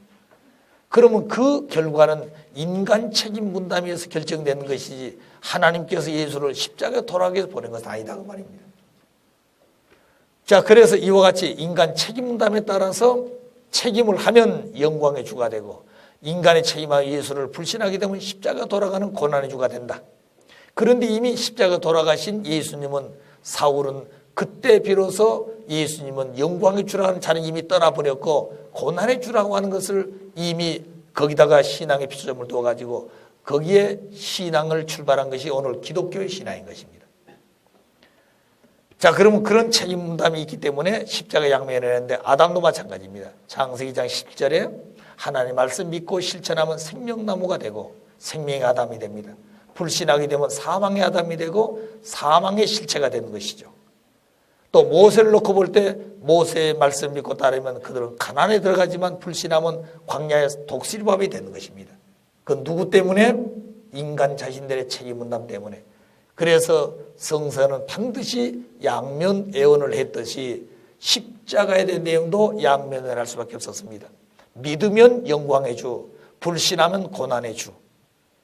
자, 이와 같은 것은 인간 책임 분담 때문에 십자가에 대한 양면 애원도 하게 되었던 것을 아셔야 됩니다. 자, 십자가의 죽음이 필연적인 것처럼 기록된 성구 해명. 첫째, 요한복음 지금까지는 예수님이 십자가에 돌아가시기 위해서 오신 분이 아니다 그랬습니다. 그런데 오늘 기독교인들은 왜 그렇게 믿고 있느냐? 성서에 기록된 문자들을 믿기 때문에 그렇습니다. 그럼 성서의 내용을 보게 되면 요한복음 3장 13절에 모세가 광야에서 뱀을 든 것 같이 인자도 들려 하느니라. 자, 모세가 그럼 광야에서 구리뱀을 달았습니다. 그럼 왜 구리뱀을 달았느냐? 민족이 모세를 불신함으로 막 불뱀에 따라서 민족을 물어 죽입니다. 그래서 이 민족을 살리기 위해서 하나님 모세에게 장대 끝에 구리뱀을 달아 그랬어요. 그 불신에서 불뱀에 물어 죽는 그 민족이 구리뱀을 쳐다보면 전부 다 구원을 받았습니다. 그와 마찬가지로 인자도 그렇게 되리라 그랬습니다. 그 말은 예수님이 십자가에 달려서 타락한 인간 그 민족들이 십자가를 쳐다보면서 구원 얻은다고 하는 얘기가 되는 것이에요. 그것은 그렇게 해석하는 것은 잘못된 것이다 그 말입니다. 왜 그러냐? 모세가 구리뱀을 단 것은 민족이 불신했기 때문에, 불신한 결과가 불뱀이 나 물어주기 위해서 그 민족을 살리기 위해서 구리뱀을 달라 그랬습니다. 그걸 쳐다보면 살았어요. 그렇기 때문에 모세가 구리뱀을 단 것은 민족의 불신 때문에 왔다고 말입니다. 예수님이 십자가에 돌아가는 것은 불신 때문에 온 것이지 십자가에 달려가지고 민족의 처담으로 구원을 얻게 한 것이 아니었다고 말입니다. 불신 때문에 그 길로 왔어요. 따라서 요한복음 3장 14절에 기록되어 있는 모세가 광야에서 뱀을 든 것과 같이 인자도 들려하니라. 이 말은 문자거대로 된 것이 아니다 그 말입니다. 잘못된 것이라는 거죠. 그 다음에 요한복음 19장 30절에 보게 되면 예수님께서 십자가에 돌아가실 때 다 이루었다 그랬습니다. 그렇기 때문에 오늘 이 말씀 문자대로 믿는 성도나 성직자들은 자 봐라, 예수님이 십자가에 돌아가시면 다 이뤘다 했지 않느냐. 예수님이 오신 목적이 십자가에 돌아가심으로 말미암아 인류는 보혈의 공로에서 구원을 받기 때문에 예수님이 십자가에 돌아가기 위해서 온 것이다. 그래서 십자가에 돌아갈 때 다 이뤘다고 말씀한 것으로 그들은 믿고 있습니다. 이 해석법도 잘못된 것이에요. 그럼 이런 말씀이 왜 필요하게 되는 것인가? 예수님께서 30세에 집을 나와가지고 메시아 선포를 하게 됩니다. 그래놓고 예수님 얼마나 궁금했겠어요. 그래서 따라다니는 제자들을 모아놓고 오늘 내가 이런 말씀을 했는데 주변에 모든 듣는 사람들이 나를 뭐라고 하더냐고 소감을 물었습니다. 우리 부모님도 그러잖아요. 무슨 대회 놓고 이번 대회에 참석한 사람들이 소감이 어떻더냐. 그와 마찬가지로 예수님도 제자들에게 물었던 것입니다. 그런데 제자들 나름대로 다 얘기를 합니다. 당신은 서양 사람들이 볼 때 이사야 선지자 같다 그러고 그 다음에 선지자라고 그러고 엘리야 같은 사람이라고 그러고 여러 측면에서 자기 나름대로 듣는 얘기를 하고 있는 것입니다. 그래서 예수님께서 시몬아 그러면 너는 나를 누구라고 하느냐고 물었습니다. 그런데 그 시몬이 얘기하기를 당신은 그리스도요 하나님의 아들로 오신 살아계신 하나님이라고 증거했습니다. 그때 예수께서는 시몬아 너희가 복이 있도다. 지금 너희가 하는 말은 너희 혈육에 의해서 되어진 말이 아니라 하늘에 계신 아버지에서 주신 말씀이라고 이 시몬에게 얘기해 주셨습니다. 그리고 이제부터 너희 이름을 시몬이라 하지 말고 베드로라고 그래라. 그 베드로라는 말은 반석이란 뜻이에요. 성경에 보면. 그리고 그 반석 위에 내가 서겠다. 베드로란 그 이름 위에 내가 서겠다 그 말입니다. 그 말은 메시아로서 하나님의 아들로서 살아계신 하나님으로서 증거한 그 시몬의 그 기대 위에서 예수님이 쓰시겠다고 말이에요. 그러므로 악의 음부의 권세가 그 기대를 없앨 수가 없다 그랬습니다. 그러니까 예수님은 메시아로서의 누구 증거 위에 섰다고요? 베드로의 증거 위에서 섰다고 말입니다. 자, 그런데 베드로가 예수님이 십자가에 앞에 놓고 재판을 두 개 받습니다. 하나는 가이사랴 법정에서 종교재판을 받습니다. 그 종교제 제목이 뭐냐? 너희가 하나님의 아들이냐는 제목이었어요. 그런데 유대 관원들이 그렇게 고발한 것입니다. 저가 참남한 소리를 하고 있다. 그 내용이 뭐냐? 육신을 쓰고 온 저가 그 생활을 보면 사생아와 같은데 저가 바로 하나님의 아들이라고 하나님 자기의 아버지라고 그러고 있다 이 말입니다. 그러면 구약시대에 필사들이 글을 쓰다가 성서를 쓰다가 여호와를 만나면 지금까지 쓰던 피를 놓고 새 것을 가지고 글을 성도로 그렇게 철저하게 문자 그대로 믿고 있는 때인데 하나님이 자기 아버지다 이거예요. 또 나는 하나님 독생자라고 그랬으니 얼마나 그들이 볼 때 기가 막혔겠어요. 그래서 결국에 재판하는 고발한 것이 예수가 하나님의 아들이라고 그런다. 그래 가이사랴 법정의 재판은 너희가 하나님의 아들이라는 제목이었습니다. 빌라도 법정에서는 유대 나라 왕이라고 그랬다 가지고 결국 고발한 것이 빌라도의 정치적 재판이에요. 자, 그런데 이 장면은 예수님께서 이제 가이사랴 법정에 재판을 받으러 갑니다. 제자들은 다 도망갔지만 그래도 수제자와 같은 입장에서 지극히 예수님의 사랑을 많이 받고 따라다니던 베드로였기 때문에 그 스승을 버릴 수가 없어 따라가는 것입니다. 어떻게 재판을 만나 하고. 그런데 재판장에 들어가기 전에 예수님은 베드로에게 이런 얘기를 했어요. 베드로야 너 나를 사랑하느냐. 베드로는 정말로 사랑합니다. 어느 정도 사랑해? 죽도록 사랑합니다 내가. 그랬을 때 예수께서는 아니야. 오늘 밤 닭이 울기 전에 너는 나를 부정할 것이다 그랬어요. 부인할 것이다 그랬습니다. 그럴 때마다 이 베드로는 아닙니다. 나는 죽도록 당신을 사랑하고 이 뜻을 받들어 왔지 않습니까? 지금도 그렇고 앞으로도 그럴 것이다 그 말이에요.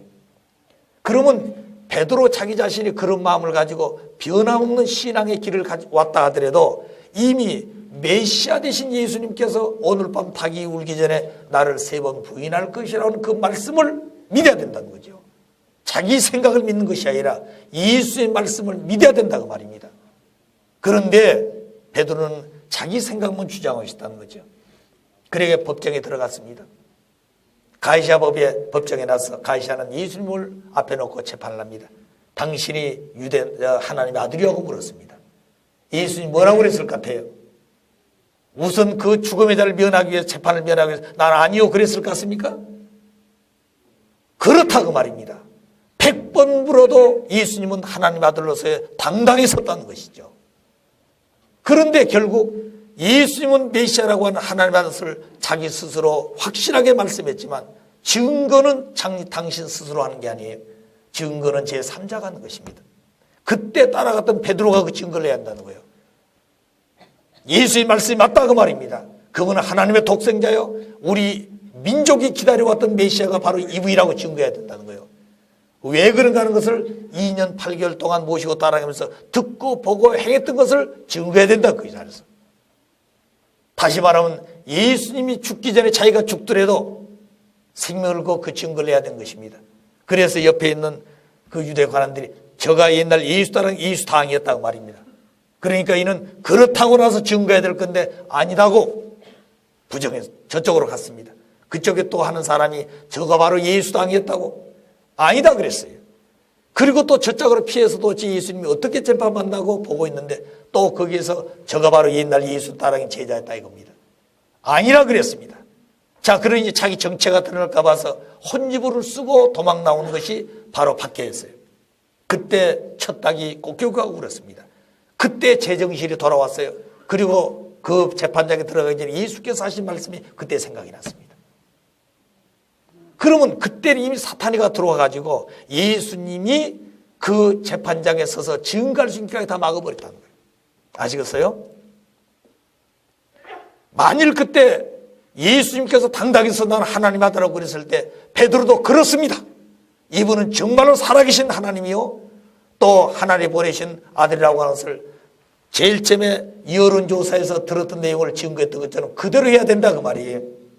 그런데 그 기대 위에 서야 될 메시아가 베드로 자신이 그 기대를 없애버렸다고 말입니다. 그 기대를 불신해버렸다고 말이에요.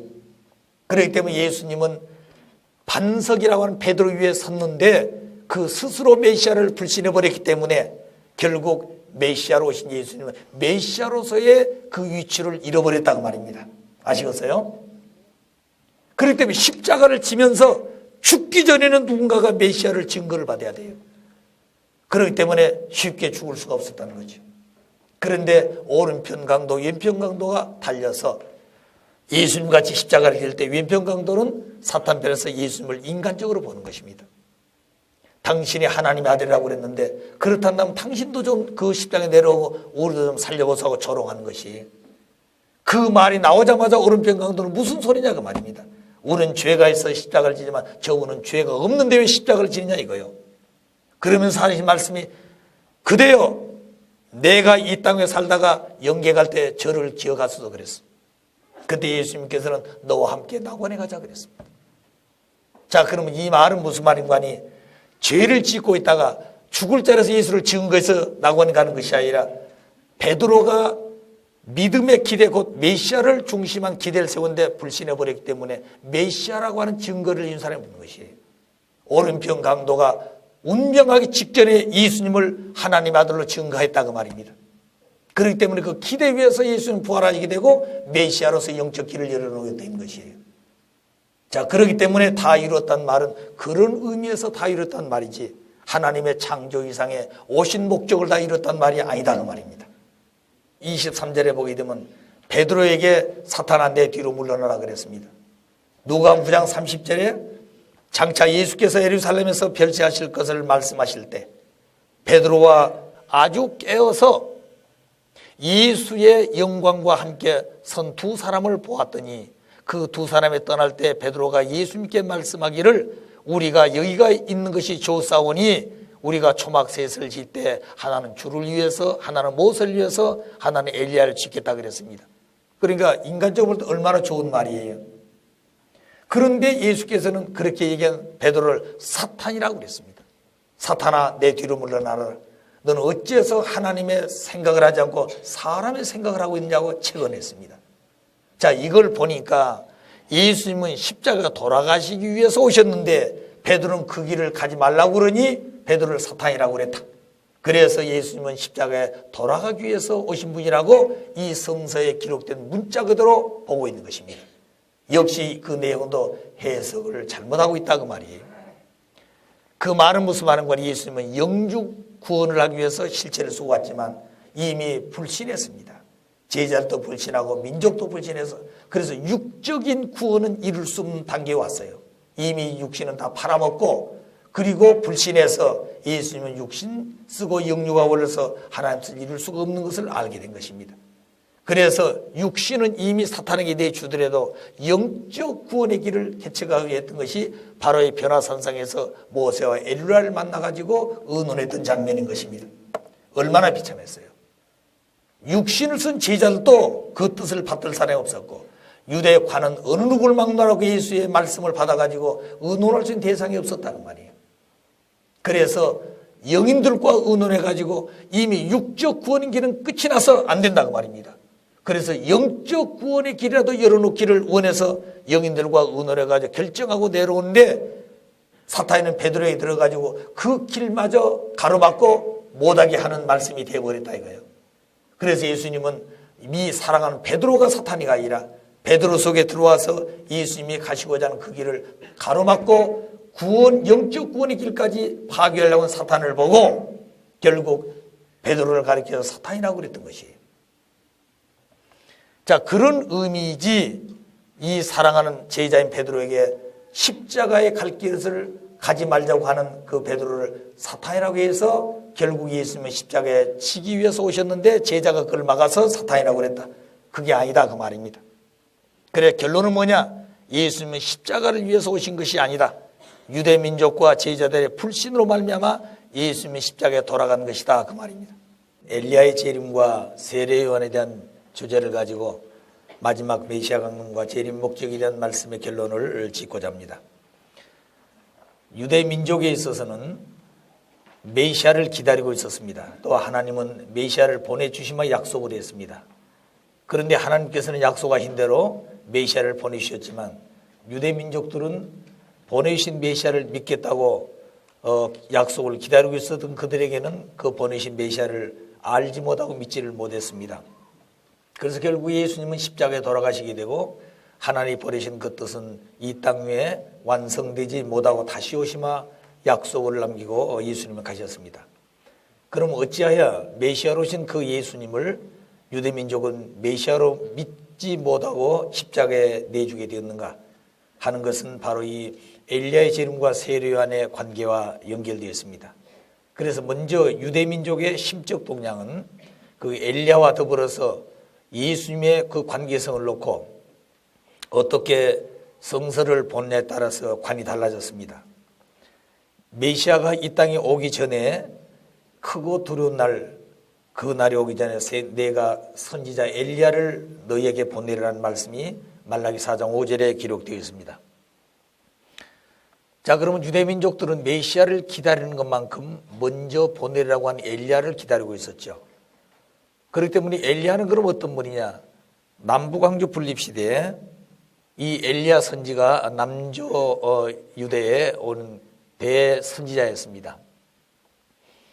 그때 북조 이스라엘에서는 많은 왕들이 있었지만 선한 왕이 없을 정도로 아주 하늘 앞에 나쁜 그런 왕들이 많았습니다. 그리고 하나님의 말씀을 따르지 않았어요. 그래서 남조 유대에서는 많은 선지자들을 보내가지고 북조 이스라엘을 회개시키는 역사를 하게 됩니다.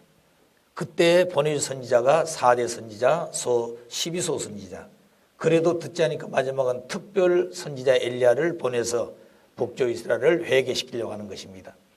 그런데 역시 그들은 그 엘리야의 말을 처음부터 듣지 않았어요. 그래서 가멜산에서 850 바알시를 섬기는 그 사람들과 마지막 기도로서 대결하는 그런 시간을 갖습니다.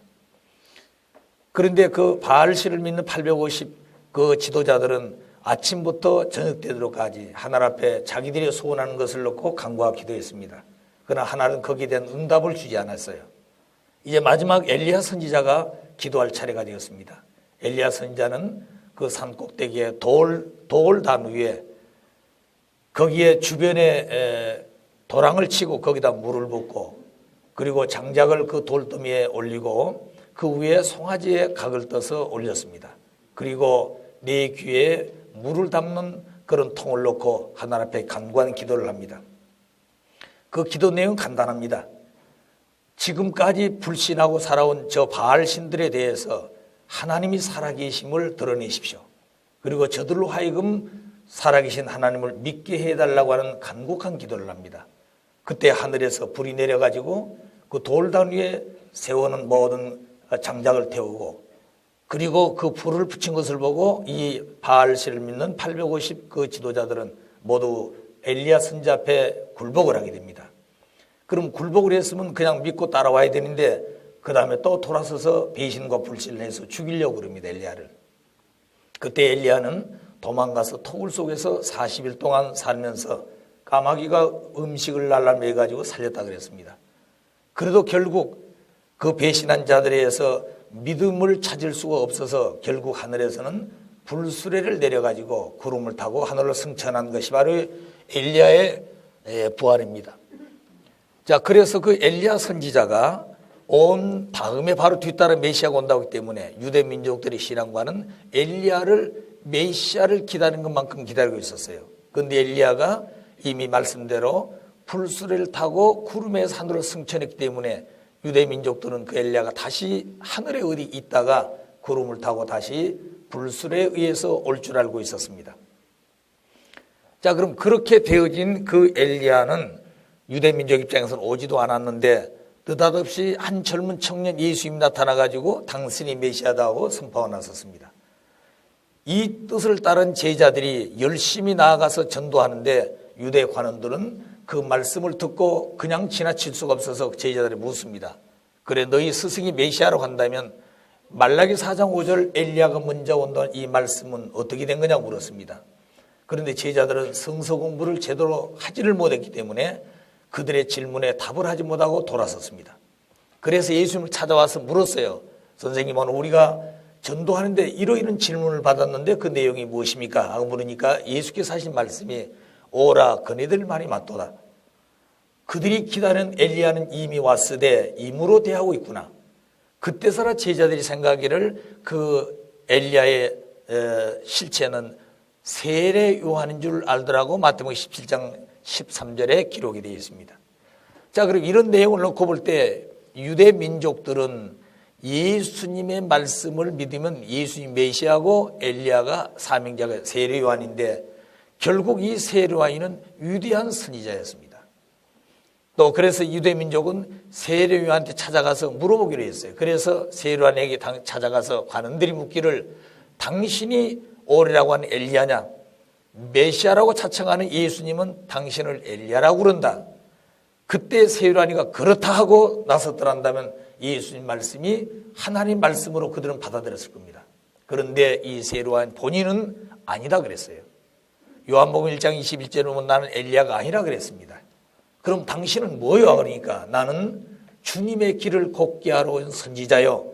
나는 지금 물로 세례지만 내 뒤따라올 그분은 불과 성령으로 세례를 주나니 나는 그분의 신근도 감당할 수 없는 그런 사명을 하고 있는 자라 하고 엘리야 자체를 부정해버렸습니다. 그래서 유대 민족은 본인의 말을 들어보니 엘리야가 아니라고 그러고 메시아라고 나온 예수님은 세례 요한이가 엘리야라고 그러고 이게 도대체 유대 민족 입장에서는 이 두 분에 대해서 심정적 동양의 갈등이 생겼다 이 말입니다. 그래서 결국 이들은 이 두 분을 놓고 비교하기 시작했습니다. 어떻게 비교하냐? 우선 세례 요한을 놓고 볼 때 세례 요한은 어떻게 탄생했고 어떤 성장 과정을 거쳐서 어떤 신앙을 하고 있는지를 쭉 설명을 합니다. 이 세례 요한 대제사장의 아들로 태어났습니다. 사가랴 아들로. 이 대제사장은 언제나 1년에 한 번씩 지성소에 들어가 가지고 하나님으로부터 받은 메시지를 백성을 위해서 교육하는 그런 큰 하늘로부터 사명받은 자들이 대제사장들입니다. 그런데 이 사가랴가 자기가 기도할 수 있는 그 자리가 되어서 지성소에 들어갔습니다. 기도 중에 그는 벙어리가 되었어요. 그리고 하늘로부터 말씀이 있기를 너는 너희 가정에 장차 아들이 태어날 것이니 그 아기 이름을 세례요한하라 하는 이름까지 주었습니다. 그런데 그때 이 사가랴는 자기 부인은 나이가 많아서 아기를 가질 수 없다 그랬습니다. 그러나 하나는 그렇게 말씀을 했어요. 그런데 들어갈 때는 말을 하고 갔는데 그 기도가 끝나고 나올 때는 벙어리가 되어 나왔습니다. 사가랴가. 그래서 주변의 모든 사람들이 그 대제사장이 지성소에 갈 때는 말을 하고 왔는데 나올 때는 벙어리가 되어 나왔다. 그러니까 그 갔다 온 그 내용을 전혀 모르는 거죠. 그런데 나이 많은 그 사가랴 부인이 임신해가지고 점점점 배가 부르기 시작합니다. 자, 그래가지고 그 아기가 태어났어요. 그 아기가 응애하고 울 때 이 사가랴는 입이 열려서 말을 하게 됩니다. 그래서 주변 사람들이 도대체 이 아기가 어떤 아기냐 이거죠. 이 아기는 대단히 중요한 그런 사명을 가지고 오신 아기라고 모든 주변 사람들은 지켜보게 됩니다. 그래서 대제사장 가문에 태어난 세례요한의 그 출생이 많은 기적적으로 주변 사람들에게 보여졌습니다. 그 다음에 그 생활은 빛나는 수도 생활을 하게 된 것이죠. 그래서 유대 민족들이 그 빛나는 수도 생활을 한 것을 보고 또 출생과 그 가문에 대한 내용을 보면서 세례요한에게 찾아가서 물어봅니다. 우리가 기다리는 메시아가 바로 당신입니까? 하고 물었을 때 요한이는 세례요한은 그렇지 않다 그랬습니다. 자, 그렇기 때문에 결국 유대 민족 입장에서 볼 때는 겸손하고 아주 훌륭한 가문에 태어나서 훌륭한 신앙생활을 하고 있는 세례요한이 하고 예수님을 비교해 보니까 예수님은 빈천한 목수의 가정에 태어났고 배우지 못한 한 청년이요. 그 가문을 놓고 볼 때 대단히 이해할 수 없는 그런 사생아와 같은 그런 환경에서 탄생한 예수님인 것을 현재 그 사람들은 알고 있었습니다. 그리고 그런 성장 과정에 있어서의 안식일을 범했습니다. 다시 말하면 그들은 안식일을 생명보다 귀하게 여긴 날때입니다. 그래 토요일 날까지는 모든 일을 하고 일요일 날은 그 안식일은 일도 안 하는 것이에요. 그렇기 때문에 모든 동물도 다 그 전날 먹을 것을 준비해 놓고 그날은 일도 시키지 않는 것입니다. 이렇게 철저하게 안식일을 지키던 그 시대에 예수님은 안식일 날 전도를 하고 다니는 것이죠. 그래서 유대 관들 앞에 비춰지는 예수님은 율법을 어긴 자로 보아진 것입니다. 그래서 예수님에게 당신은 어찌하여 하나님의 아들이라 그러면서 율법을 지키지 않느냐? 왜 안식일을 안 지키냐 그 말입니다. 그때 예수님께 그들에게 반문합니다. 안식일이 되었다고 해서 당신 집에 있는 사랑하는 동물이 구렁텅에 빠져가지고 허우적거려 죽이려고 그러는데 안식이라고 죽어가는 그 동물을 그냥 보겠느냐? 그렇지 않으면 끌어올려서 살려주겠느냐? 하고 반문합니다. 자, 그때 그 말은 무슨 말인가니 오늘 안식일이지만 이 땅에 살고 있는 인간들이 이 시간도 지옥으로 가고 사망으로 가고 있다. 그래서 그 뜻을 알기 때문에 예수님은 안식일을 범한 것이 아니라 하나님의 말씀을 전해서 그들을 하나님의 아들, 딸로 돌아가기 위해서 전도를 열심히 하고 있다는 의미로 예수님은 설명했던 것입니다. 그런데 그들은 그 말을 이해를 못했어요. 그리고 세리와 창교와 죄인들의 친구였습니다. 하나님의 아들이 오셨으면은 정말로 준비했던 대제사장, 서기관, 교업소들을 찾아와서 말씀을 전할 것이지 어째서 죄인들의 친구가 됐냐 이 말입니다. 창기를 전도했단 말은 창기촌에 갔을 것이고 세리를 전도했단 말은 그들이 있는 곳에 가서 전도를 했을 것이다 그 말입니다. 이때 세리와 창기와 죄인들은 그 유대민족 앞에는 사람 가치의 대우를 받지 못하고 있는 사람들이었습니다. 그러니까 가장 위층에 있는 분들을 찾아와야 될 예수님이 그들이 배신하고 반대하니까 가장 낮은 자리에서 사람 대접 받지 못하고 있는 그런 사람들 찾아가서 전도하게 된 거죠. 그런데 그들의 눈에 비춰진 것은 어찌하여 메시아라는 분이 그런 죄인들의 친구가 되어 있느냐 그 말입니다. 그 다음에 예수님께서는 나를 본 자는 하나님을 보았다고 빌립의 질문에 대해서 답을 해줬습니다. 그러니까 예수님 자기 자신을 하나님과 동등한 가치로 얘기하는 것으로 비춰졌습니다. 그리고 자기 자신을 누구보다도 사랑해라. 아버지보다도, 그리고 어머니보다도, 남편보다, 아내보다도, 자식보다도 당신을 더 사랑하라는 말씀을 하셨습니다. 자, 이런 말씀을 놓고 보니 도대체 유대민족들은 예수님에 대해서 이해할 수 없었고, 세례요한하고 비교해보니까 도대체 하나님 앞에 메시아라고 오신 그 예수님은 세례요한보다도 못한 사람이다, 이렇게 비춰지게 된 것입니다.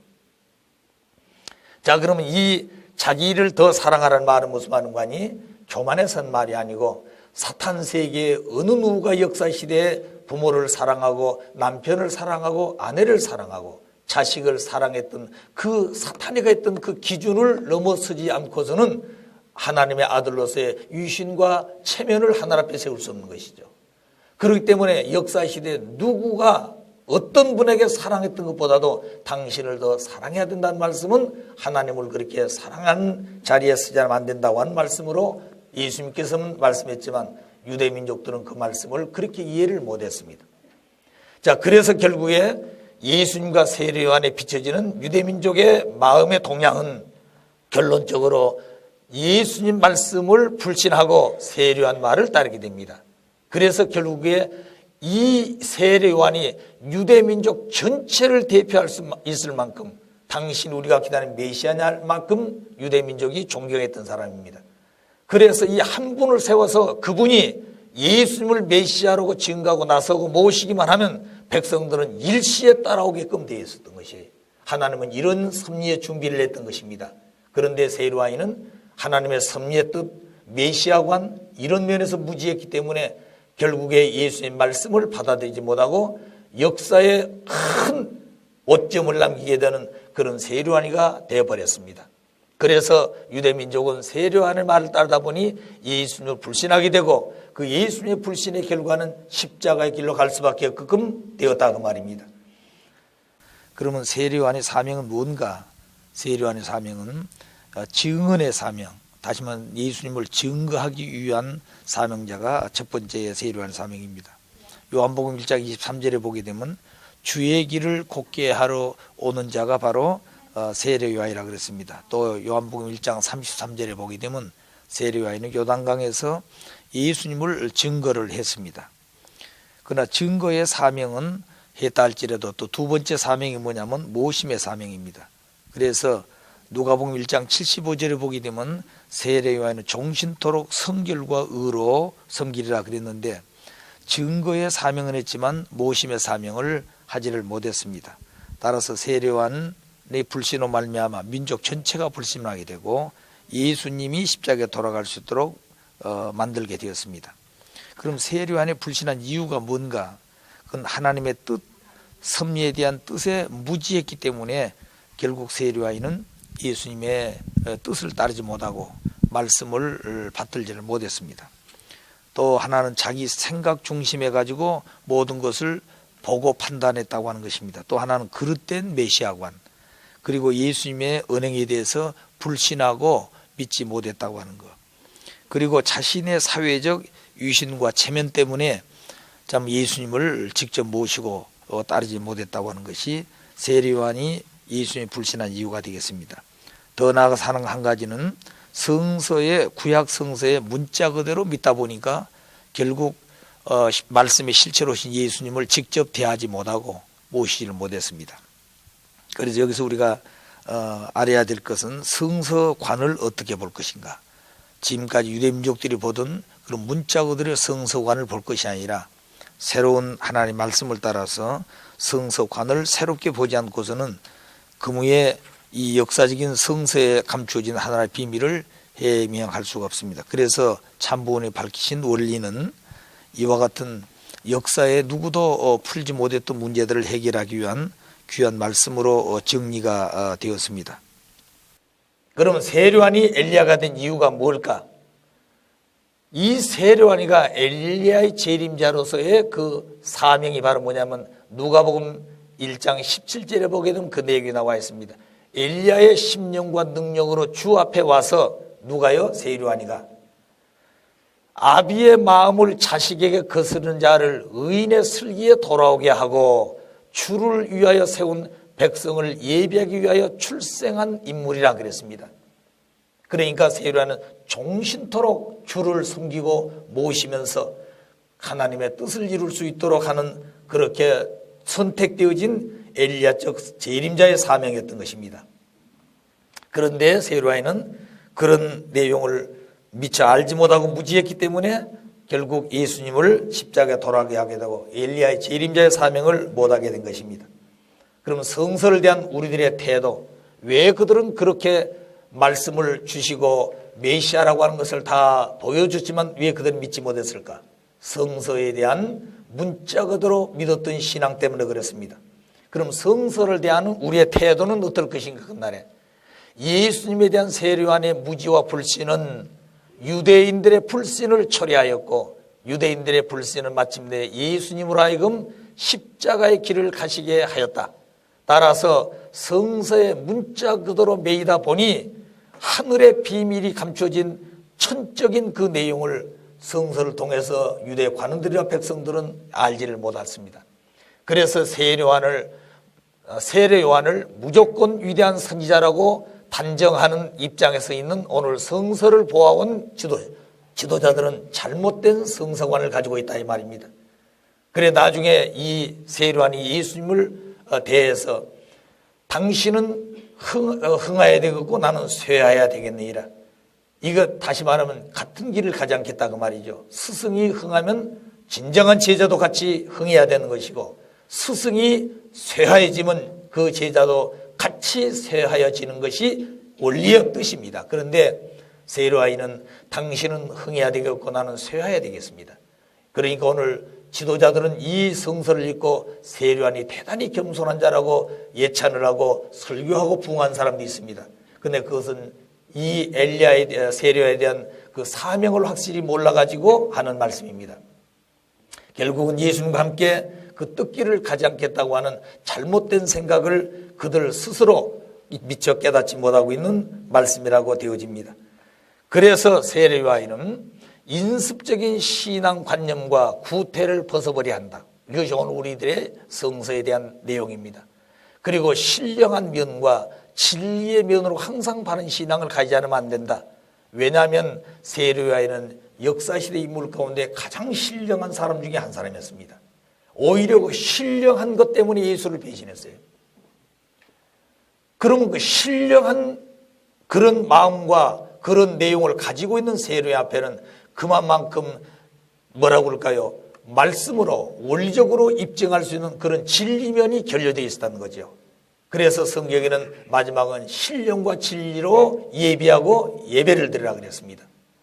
자, 오늘 우리들은 신령면만 치우치게 되면 마치 비행기가 이륙해가지고 안착할 수 있는 그런 그 기지를 선정하지 못하고 출발한 비행기는 언젠가는 공중에서 폭발하게 되는 것이죠. 그건 마치 영통해가지고 영계에 신령한 생활하지만 그 대신 거기에 맞는 원리적인 뒷받침이 없이는 그 인간들은 실족하기 쉽습니다. 그렇기 때문에 지금까지 역사 이래 신령하고 영통했다고 하고 자기 나름대로의 어떤 하나님의 뜻을 가지고 오셨다고 하는 사명자들은 다 실족하기에 이르습니다. 그렇기 때문에 우리들은 그런 자리에 갈 수 있는 환경에서도 그렇지 않은 이유는 부모님께서 이미 주신 원리가 있기 때문에 그렇습니다. 그렇기 때문에 모든 문제들은 신령하든 어떤 세상의 진리를 가지고 대하든 간에 원리를 가지고 대하게 되면 승리하지 않을 것이 하나도 없어요. 어떤 철학자, 어떤 종교인, 어떤 또 학위를 가진 그런 세상의 지도자라 할지라도 이 바로 원리를 바로 가지게 되면 어떤 것인지 문제를 해결할 수 있고 그들의 잘못된 것을 지적해 줄 수 있고 새로운 대안을 제시할 수 있는 것이 원리라고 하는 것입니다. 그렇기 때문에 부모님께서 밝히신 이 통일 원리는 모든 인류 역사상에 존재하고 있는 문제를 완전 해결할 수 있는 그런 새로운 말씀과 더불어 미래의 인류가 소망하는 그 비전까지도 이 말씀 속에서 우리는 발견할 수 있고 가리킴을 받고 있는 것입니다. 자, 그런 입장에서 볼 때 메시아를 보내주시며 약속하시던 대로 하나님은 유대민족에 메시아를 보내줬고 유대민족들은 메시아를 기다리면서 보내주시면 잘 믿고 받들어 뜻을 이루겠다고 약속을 했는데 보내주신 메시아를 유대 민족들이 믿지 못하고 모시지 못해가지고 불신으로 십자가에 돌아가신 이 비참한 역사가 왜 그렇게 왔느냐 하는 것은 준비했던 세례 요한이 엘리야적 사명자로 보냈지만 그 책임의 내용을 잘 깨닫지 못해서 결국에 예수님을 십자가에 돌아가게 만든 본장인이 되었다고 말입니다. 자, 그래서 결국 예수님은 메시아로 오셔서 이 4천일 만에 하나님의 혈통을 가지고 오셔서 타락한 인간들을 하나님의 아들 딸로 접붙여 주기 위해서 오시는 그 메시아가 한 점의 혈육도 남기지 못하고 십자가에 돌아갔다고 하니 비통한 사실이 하나님의 심정 속에 사무쳐 있는 것입니다. 또 2000년간 수많은 성도들이 죽음의 길을 가면서 예수님을 메시아로 믿고 구주로 믿고 또 그를 통해서 천국에 가겠다고 열심을 다하고 있는 신앙자들을 바라볼 때 영계에서 그들을 대하는 마음은 뭐라 그럴까 비참한 심정 속에 대하는 예수님이고 하나님이라는 것을 아셔야 됩니다. 그러나 재림주가 오셔서 재림의 역사를 마칠 때까지 하나님은 그 준비했던 무리들에 대해서 대해왔지만 이제 그 한 섭리의 전환기점을 대해서 넘어올 때는 그들도 같이 따라와야 됩니다. 그렇지 못할 때는 스스로 실족할 수밖에 없는 때가 이렇기 때문에 하나님의 섭리를 담당하고 있는 기독교인들이 수없는 탕감을 치르면서 피를 흘리고 죽음길을 왔기 때문에 하나님은 지구상의 어떤 종교단체 어떤 사람들보다도 기독교를 축복해주고 기독교의 그 소원을 먼저 이루어주고 싶었던 것이 하나님의 뜻입니다. 그렇기 때문에 참 부모님 이 땅에 오셔서 많은 영통인들이 초창기에는 부모님을 찾아왔습니다. 불도인들이 산에서 돌을 닦은 사람들이 호련히 나타나가지고 부모님을 증거하고 따르기를 결심했지만 그들은 다 그 자리에 서지를 못했습니다. 만일 아버님께서 영계를 모두 개방해 놓고 누구든지 오라고 했다면 기독교인들은 그 자리에 나아갈 사람이 없다 그랬어요. 왜? 자기들을 믿고 있는 신앙이 절대적으로 보고 있는 것입니다. 자기들이 믿고 있는 성서의 그 관이 절대적으로 믿고 있기 때문에 문자구도로 생각하는 그들 속에는 오신 메시아의 말을 들을 수가 없는 것이에요.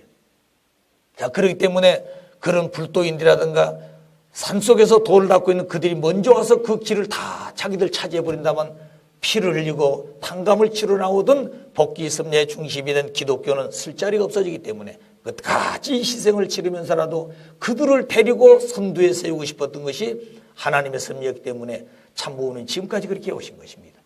그렇기 때문에 통일교회는 교회가 없어서 비가 새고 아들, 딸들은 먹을 것이 없어서 굶는 그런 자리에 있는데도 기독교 성직자들은 집을 사주고 그들에게 쌀임장에서 쌀을 사다 주고 그들은 세계에 순회하면서 견문을 넓혀가지고 하나님이 섭리해 나오신 이 세계사적인 섭리를 바라보고 그리고 이 땅에 오셔서 섭리하시는 메시아 되신 참부모의 뜻을 알기를 원했던 것입니다.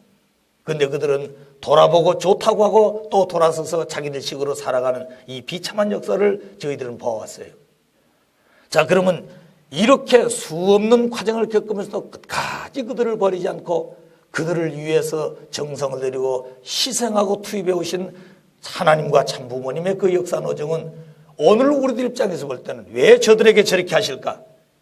왜 통일교는 세워놓고 집 한 채도 없이 이렇게 어려운 고난길을 가고 있는데 왜 저들에게는 그렇게 핍박한 자들을 용서하고 끝까지 대해 주시려고 그러실까?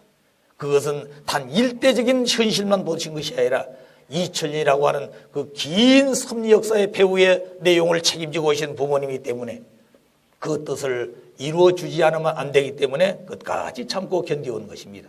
그것이 하나님의 심정의 세계였어요. 그러나 이제 그런 때는 지나가고 있다고 말입니다. 끝까지 영원히 참고 기다린 것이 아니에요. 이미 그 말씀을 부모님의 메시지 가운데는 선포하셨습니다. 자, 그렇기 때문에 이제 오늘 우리들은 마지막 부모님을 대신해서 이 땅에 핍박하고 반대한 무리들을 찾아가서 또 전하고 또 증거하고 그리고 또 반대하더라도 끝까지 그들을 붙들고 섭리해 나오신 하나님과 같은 참부모 같은 심정을 가지고 우리가 대하지 않으면 안 될 때가 되었다고 하는 것을 잊어버리면 안 되겠습니다. 그래서 오신 참부모님을 지금까지 알지 못해서 핍박했던 그들이 통회하고 가슴을 치고 통곡하면서 부모님을 따라 나설 수 있는 이 민족이 되고 오늘 기독교가 되지 않으면 안 된다고 하는 것을 우리가 깊이 다시 한번 깨닫게 됩니다. 자, 주신 말씀과 더불어서 오늘 우리는 오신 메시아를, 오신 참부모님을 어떻게 모시고 살 것인가, 그분 뜻을 어떻게 받들어 이룰 것인가, 유대민족과 같은 그런 신앙관, 그런 인생관을 가지고 대해서는 안 된다고 하는 것을 이날 아침 다시 한번 이 메시아 강림과 재림의 목적에 대한 엘리야의 사명과 세례요한에 대한 내용을 놓고 같이 우리 생각해 봤습니다. 사랑하신 아버님, 이른 아침부터 이 시간까지 육신의 고달픔을 잊어버리고 아버지의 본성의 심정의 실체가 되기 위한 복귀의 길을 어떻게 하나리 수습해 나오셨고 참 부모님이 그 뜻길을 완성하기 위해서 얼마나 수고로운 길을 걸어오신 복귀의 한스러운 역사였음을 오늘 저희들 말씀을 통해서 알게 되었습니다. 원수를 원수로 대하지 못하고 사랑할 수밖에 없었던 아버지, 그렇게 참소하면서도 그 참소를 들으면서도 못 들은 척하시고 그 내용을 보면서도 못 본 척하는 아버지의 원통한 그 심정 앞에 어느 누구 하나 그 악마의 대주체를 끌고 와서 이가 바로 죄의 본장이라고 하늘 앞에 참소한 사람이 없었습니다. 오직 참부모님이 오셔서 죄에 대한 실체가 되고 죄를 지은 본장이었던 사탄을 끌고 가서 하나님, 이가 바로 인류 역사를 망치는 죄인의 본장이고 그가 바로 오늘 타락한 인간들을 주관하면서 악의 세계로 이끌어가는 본장이라고 하늘 앞에 그 죄상을 샅샅이 폭로하여 아버지 앞에 끌고 갔던 그 주인이 참 부모님인 것을 아옵니다. 자, 그럴 때마다 사탄은 자연 굴복한 것이 아니라 더더욱 반발하고 지금까지 주관하고 있던 지상천상의 모든 권세를 동원하여 부모님의 가시는 길을 가로막으려고 했던 것이 사탄의 악랄한 행위였습니다. 이런 첩첩이 가로놓이는 사망의 권세를 뚫고 아버지 광명한 빛을 찾아 나오시는 복귀의 길이 얼마나 힘들고 어려웠다는 사실들을 우리는 미처 다 깨닫지 못하고 있지만 그 길을 찾아 놓으신 아버지의 심정 가운데는 폭발할 수 있는 사연들을 가지고 계십니다. 그렇기 때문에 그 사연을 어누가 알고 건들기만 하면 폭포수와 같이 눈물이 솟아날 수밖에 없는 아버지의 감춰진 심정이 있다고 그랬었는데 그런 내용들을 자녀에게 말씀할 수 없다고 하셨습니다. 왜냐하면 그 내용을 다 가르쳐주면 너희들도 부모님의 길을 따라 가야 되기 때문에 부모님이 하실 일은 부모님이 하시는 것이고 모든 전체의 기대 위에 인간 자신이 해야 될 책임 분담을 하면 되는 것을 아버님은 가르쳐 주셨습니다. 아버지, 오늘 그런 역사에 맺혀진 타락과 더불어 그리고 역사의 잘못된 모든 내용을 종결해야 될 말세에 대한 의미와 뜻을 설명을 했습니다. 그리고 이 땅 위에 역사의 모든 뒤안길에서 정리하고 가야 될 새 섭리의 주인으로 오셨던 메시아 되신 예수님도 오늘 저희들이 다시 한번 바로 알게 되었습니다. 지금까지 2000년간 신앙자들이, 성직자들이 그 말씀을 믿고 따라오면서도 예수 그리스도가 십자가에 돌아가신 말미암아 흘린 보혈은 인류의 죄를 대속하기 위해 설렸기 때문에 십자가 없는 구원, 보혈의 피가 없는 구원은 있을 수 없다고 외쳐나오던 그들의 발걸음이 이제 끝날 날이 되었습니다. 거짓은 거짓으로 끝을 맺고 참은 핍박을 받았지만 참의 결실을 맺지 않은 것이 마지막 끝날인 것을 아오니 그때가 우리 목전에 이르고 있음을 다시 한번 우리 심정 속에 깊이 느끼고 깨닫게 되옵니다. 아버지, 지금까지 잘못 보고 잘못 해석해 왔던 성서의 문자 그대로의 내용들을 이제 원리를 통해서 밝게 줬사오니 우리의 가는 길이 얼마나 자신 있고 얼마나 당당하다는 것을 알아야 되겠습니다.